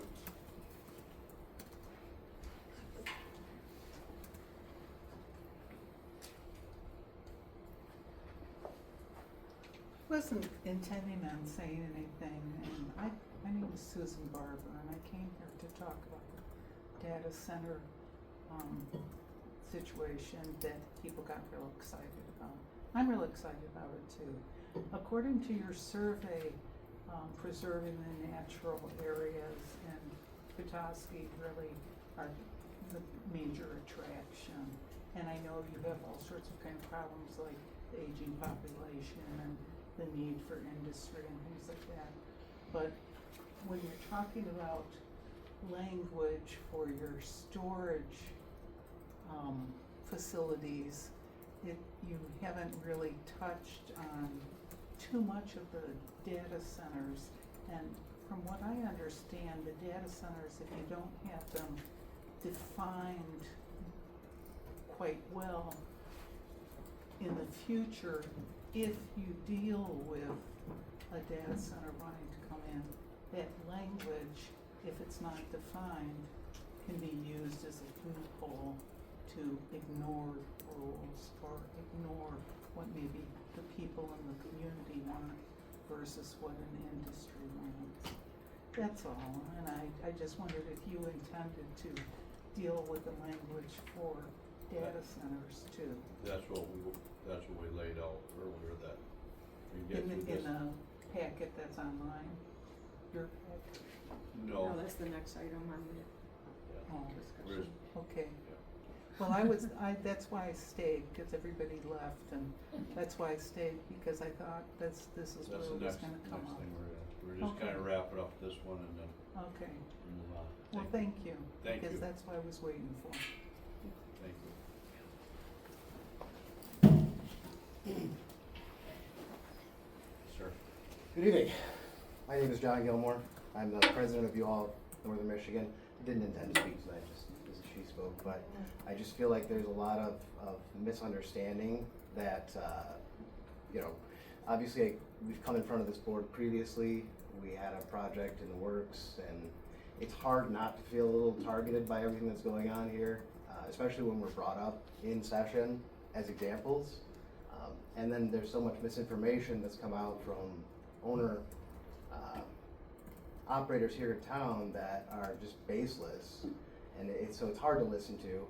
And I invite more discussion with actual operators of the facilities that you are describing, needing different verbiage. You're describing a 3-story storage facility as a high impact, and it is not a high impact. We have traffic studies. We invite private traffic studies. I mean, the pictures you have are from my Traverse City location. I invite you, if you'd like to come down there and spend a day with me, we can count the traffic that comes in and out. It is very low impact. I mean, we have a trailer park right behind us, and we cause very little impact on anything.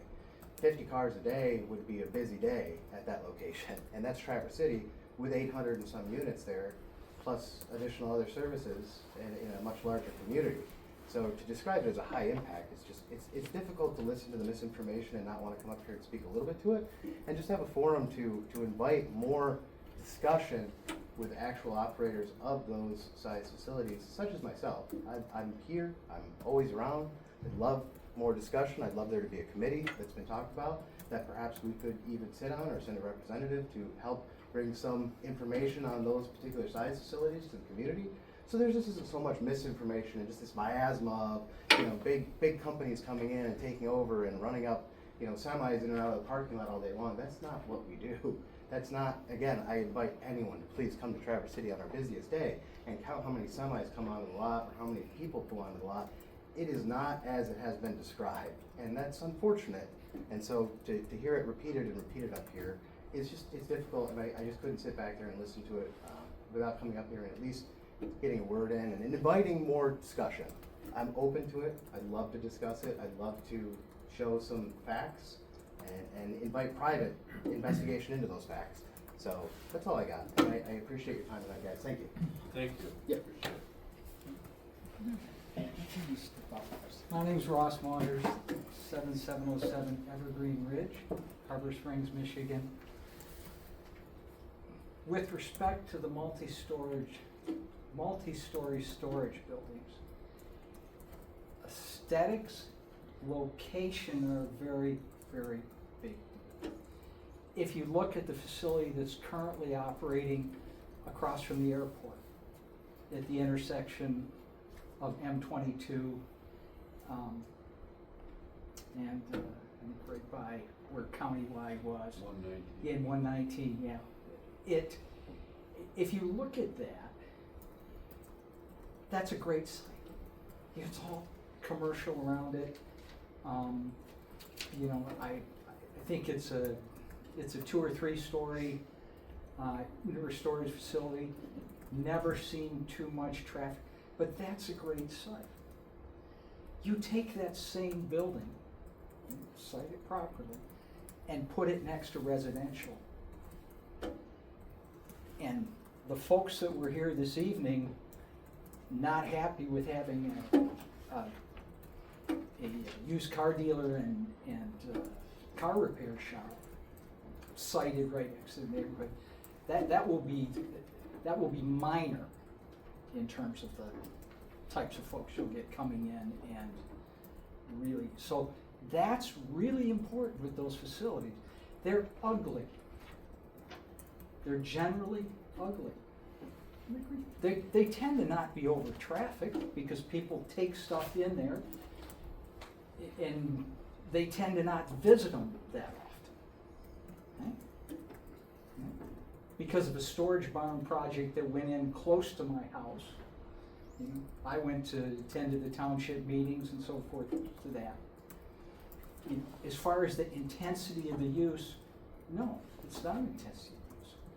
As far as its impact aesthetically to the neighboring properties, it's significant.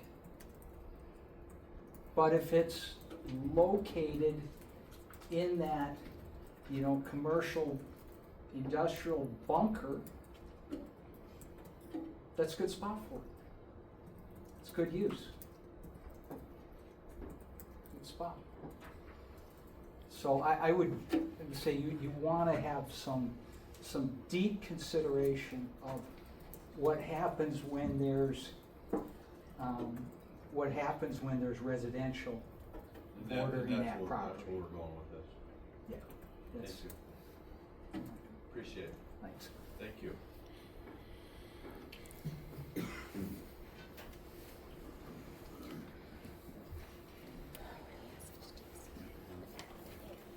Hello, board.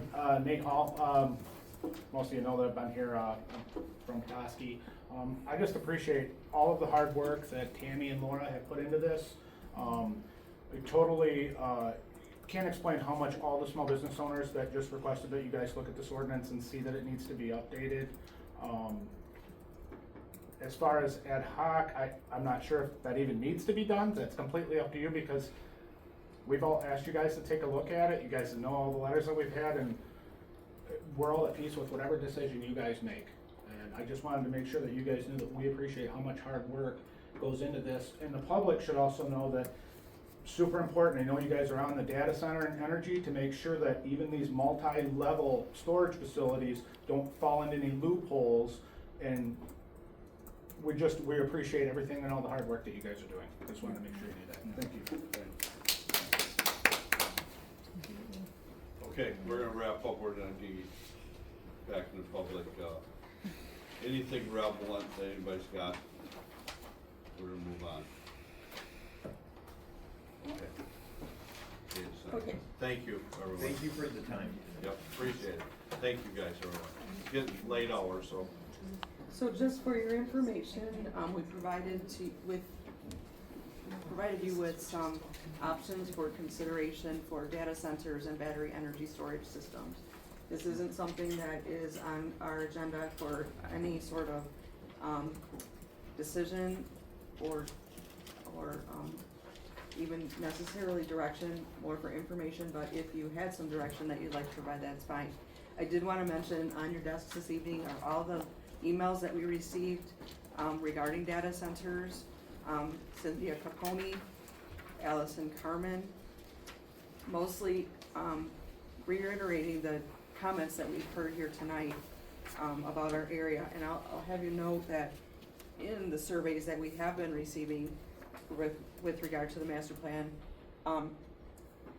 without a doubt, our community supports our natural resources and wants to preserve our natural resources. So that's something that this commission would, necessarily need to take into consideration as they're proceeding with any direction that they provide to us. But continuing on with the comments that we've received, Kathy Turcott, Matthew Wilson, mostly residents of Emmet County, opposing data centers, and then also bringing up high energy usage, water usage, environmental impacts and long-term sustainability concerns, noise pollution, disruption to nearby residents, change of rural character, and natural beauty of Emmet County. Danette Burkhart sent in a letter also opposed to both data centers and battery energy storage systems. Yes, we have several from that same person. And then there was a Larks Lake Association sent in a letter from a member who said that they didn't have an opportunity to meet as a board but wanted to provide that they are concerned as well. Emma Cordova, and then Sam DeYoung.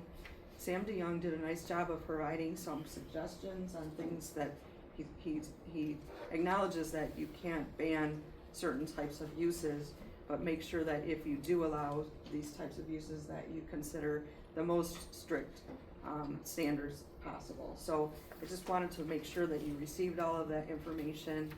And then there's another, there was an article in the Petoskey News Review, an opinion from a Mike Brownfield, guest columnist for the Petoskey News Review, and that's included with another perspective as well. So things that, we just received over the last week, and I'd like to provide that to you for informational purposes. If you'd like us to, proceed with preparing some text based on what we've been provided by our consultant, we'd be happy to do that.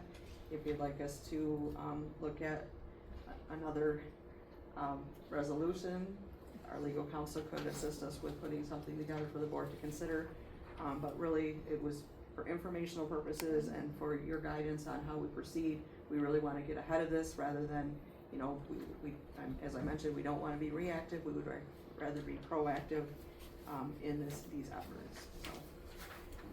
Well, I thought it was nice language, and I appreciated the two case studies provided, two different examples, especially the Michigan example of just not really, it shows the risk of not having a plan, right? They tried to basically say it couldn't happen, and then, got taken to court and then lost, and then tried to change it and then did it wrong again. So it really shows the importance of being methodical with this.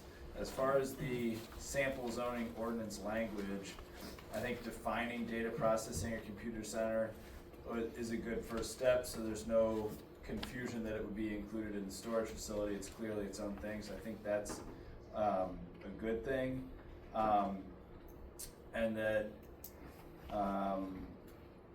I see that, it certainly would be an industrial use. I think that's reasonably obvious, but I think defining that as such makes sense, and including it in the land use matrix makes sense. The question I had was on the supplemental regulations. It talks about, in addition to the other regulations set forth, they shall conform to the following requirements. Minimum land area, 90,000 square feet. I was a little thrown off by that because this says data processing and computer centers, large scale. And the definition of data processing and computer center, large scale, is a building or group of buildings on a development site with an area of greater than 10 acres. I am a farmer, it is after 10 o'clock, but I do know that 90,000 square feet is 2 acres. So therefore, I think we can make the minimum land area at least 10 acres, 900,000 square feet. I don't know why we're doing square feet. But I think the acreage there, that minimum land area should be larger, for one. So that was my first comment on A. On B, the setback shall be 150 feet from all lot lines and parking areas for 100 feet from lot lines. I don't know if it's saying like, why stop at 150? I mean, 150 is far when it's, 2 houses. It's not that far when it's an industrial use next to an adjacent use. So, I don't know the rules around what our options are for how deep we can make those setbacks, but I was thinking more along the 500 feet as a minimum. Talks about a 4-rail fence. I gotta be honest, I don't know what a 4-rail fence is. Yeah. Doesn't sound very screening to me. I would have like at least 8 rails. For D, for landscape and buffering, thought the planting was good. It says a berm shall also be placed in the setback area along any residentially agriculturally zoned district boundary. I conceptually like that. This has come up in other cases, and I've sort of been coached or learned that berms take up quite a bit of space. So I was thinking if a berm is going to be required, then that setback might need to be even, more than 500 feet. I'm not sure if what the height of the berm needs to be, if it needs to match the height of the structure. I'm not really sure what, but I think specifying that's good. I'm good with a berm. That to me is an extremely effective buffer, but I would never want our setback to be too narrow that as soon as a berm's proposed, it invites a host of other issues of like, oh, well, with a 3-to-1 slope and you can't do it. So I would want to make sure the setback accommodates the berm. Parking is 1 space for 3 employees. I doubt they're carpooling. I would probably do 1 space per employee, unless they're proposing that it's shift work and they're every 8 hours. So 1 employee is really 1/3 of the day. I still don't get why you wouldn't just have a parking space per employee. The sound, I'm good with the noise. The testing I thought made sense for air pollution. Water usage and all that stuff made sense to me. But I thought the berm language, parking language, setback, screening, and minimum land area should all be more aggressive. Not aggressive, that's the wrong word, but more insulating for the surrounding land uses, yeah. Those are my notes. Decommissioning is something else that I've read about since Yeah. this came out, and so I thought that's something that should probably be added. That was in- decommissioning. And then also maybe a setback from existing residential uses, greater even than 500 feet. Yeah, I'm fine with that. I mean, is there a rule to how far a setback can go? It's gotta be feasible with the lot. Mr. Civil Counsel? What's that? Is there a rule to how deep a setback can be? Like a standard rule? I don't think there's a I think it depends on the use. Could you say 5,000 feet? Well, it can't be, it can't have the effect of exclusionary zoning. Yeah, So okay. It's gotta be reasonably related or rational. And you can, with this type of use, you can look at how other communities have done it. You can look at how other communities similar to Emmet County or different townships in the county have done it, because these are located throughout the country. Yep. Who defines exclusionary? Well, exclusionary would be, I think we might define it in the case law. Okay. But if it's exclusionary, it's preventing a certain type of use from even. Oh, no, yeah, I understand the premise of exclusionary. I'm saying if we said, hey, Emmet County's a ginormous county, 5,000 square feet should be no problem, there's hundreds of acres for sale Yeah, it's anyway. gonna depend on, it'll be unique to the area. And I wondered about language like they use for like strip clubs and things like that, where you could say or dispensaries or whatever, like X amount of distance from any school or, you know, church or things like that. Pretty great. Yeah. So I thought that might be an effective way to also, you know, cast a broader net that, whether it's residential areas or, but I think in some ways that can be very effective language, and I think the case law would support that because it's been used in other industries in zoning for decades.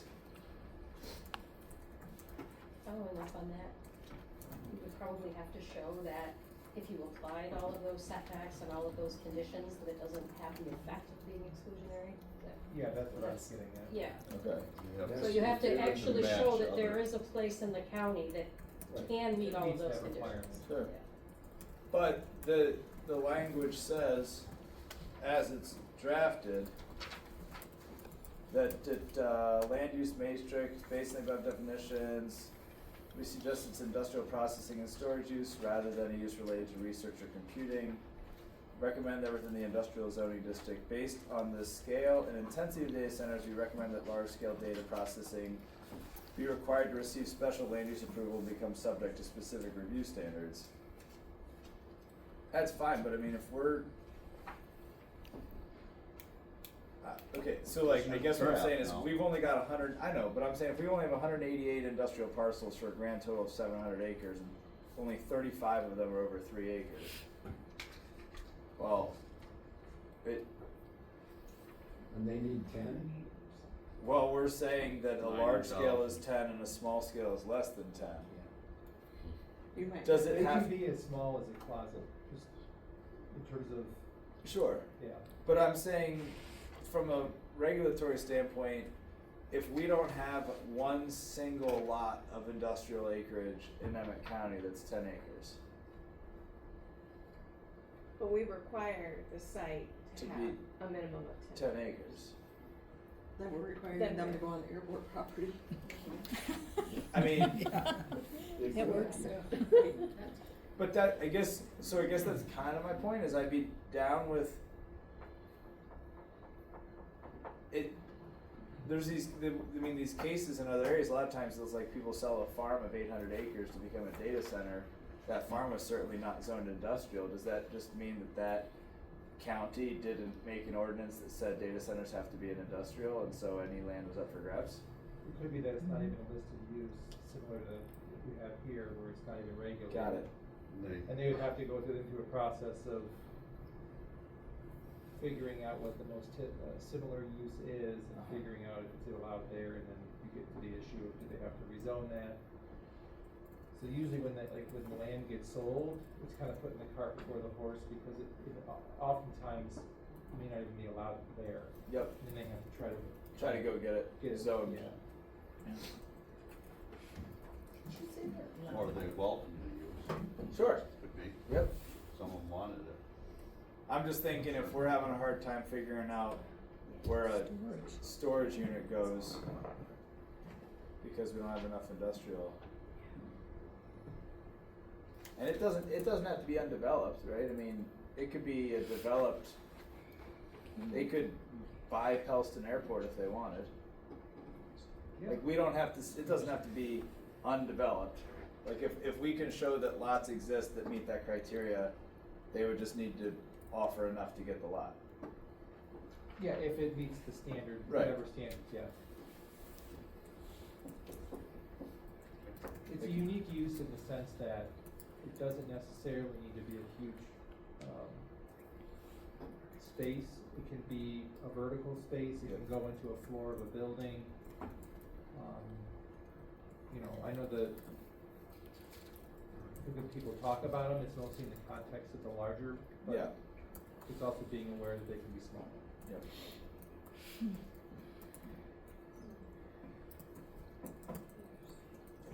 Okay. Don't have anything else.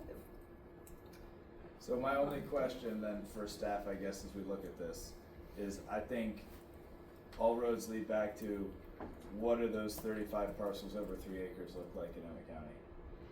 I mean, I otherwise I feel like we're gonna be a little blind in what we can.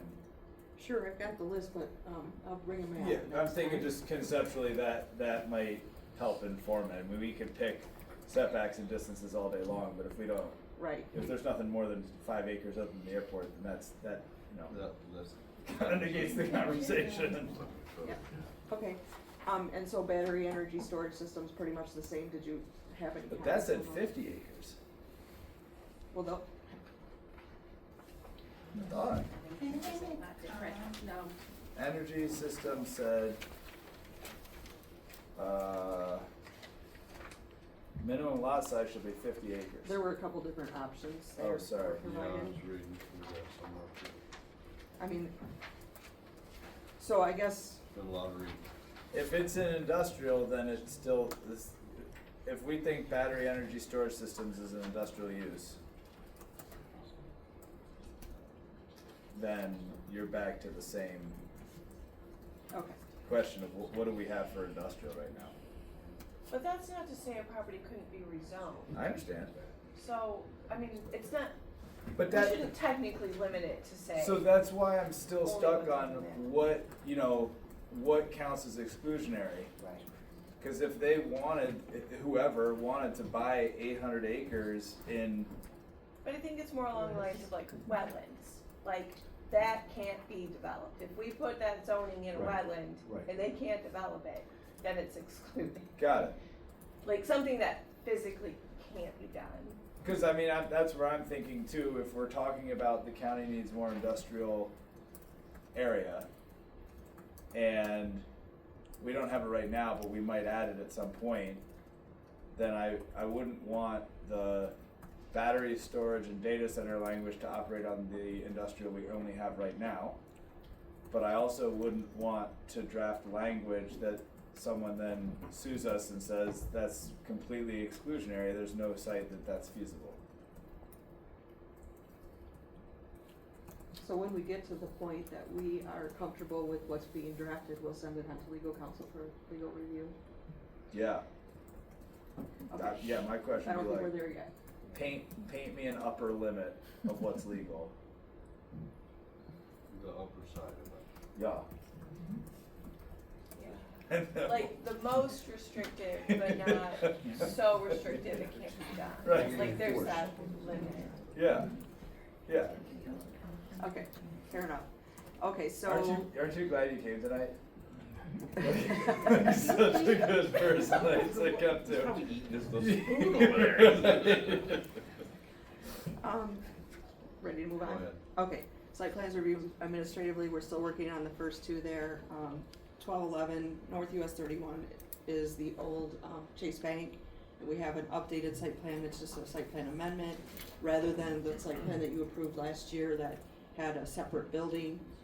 A new owner wants to come in and buy this property and put in a coffee shop, drive-through coffee shop, utilizing the existing bank and eliminating the overhang that's there. And this is the site plan that's been approved by our committee, administratively approved.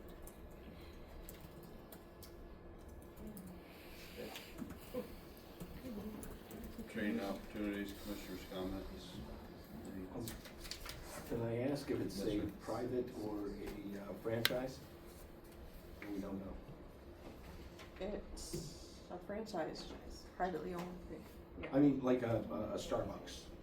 No, or Starbucks Joe's. is publicly traded. The sign application says scooters. Okay, it's a private, okay. Scooters. Don't know scooters. It's a chain. It's a- Oh, it is? Mm-hmm. All right. You scoot in and scoot out, we should call them. We got anything, commissioner comments? I've got one comment. Yes, sir. The new plat maps are out.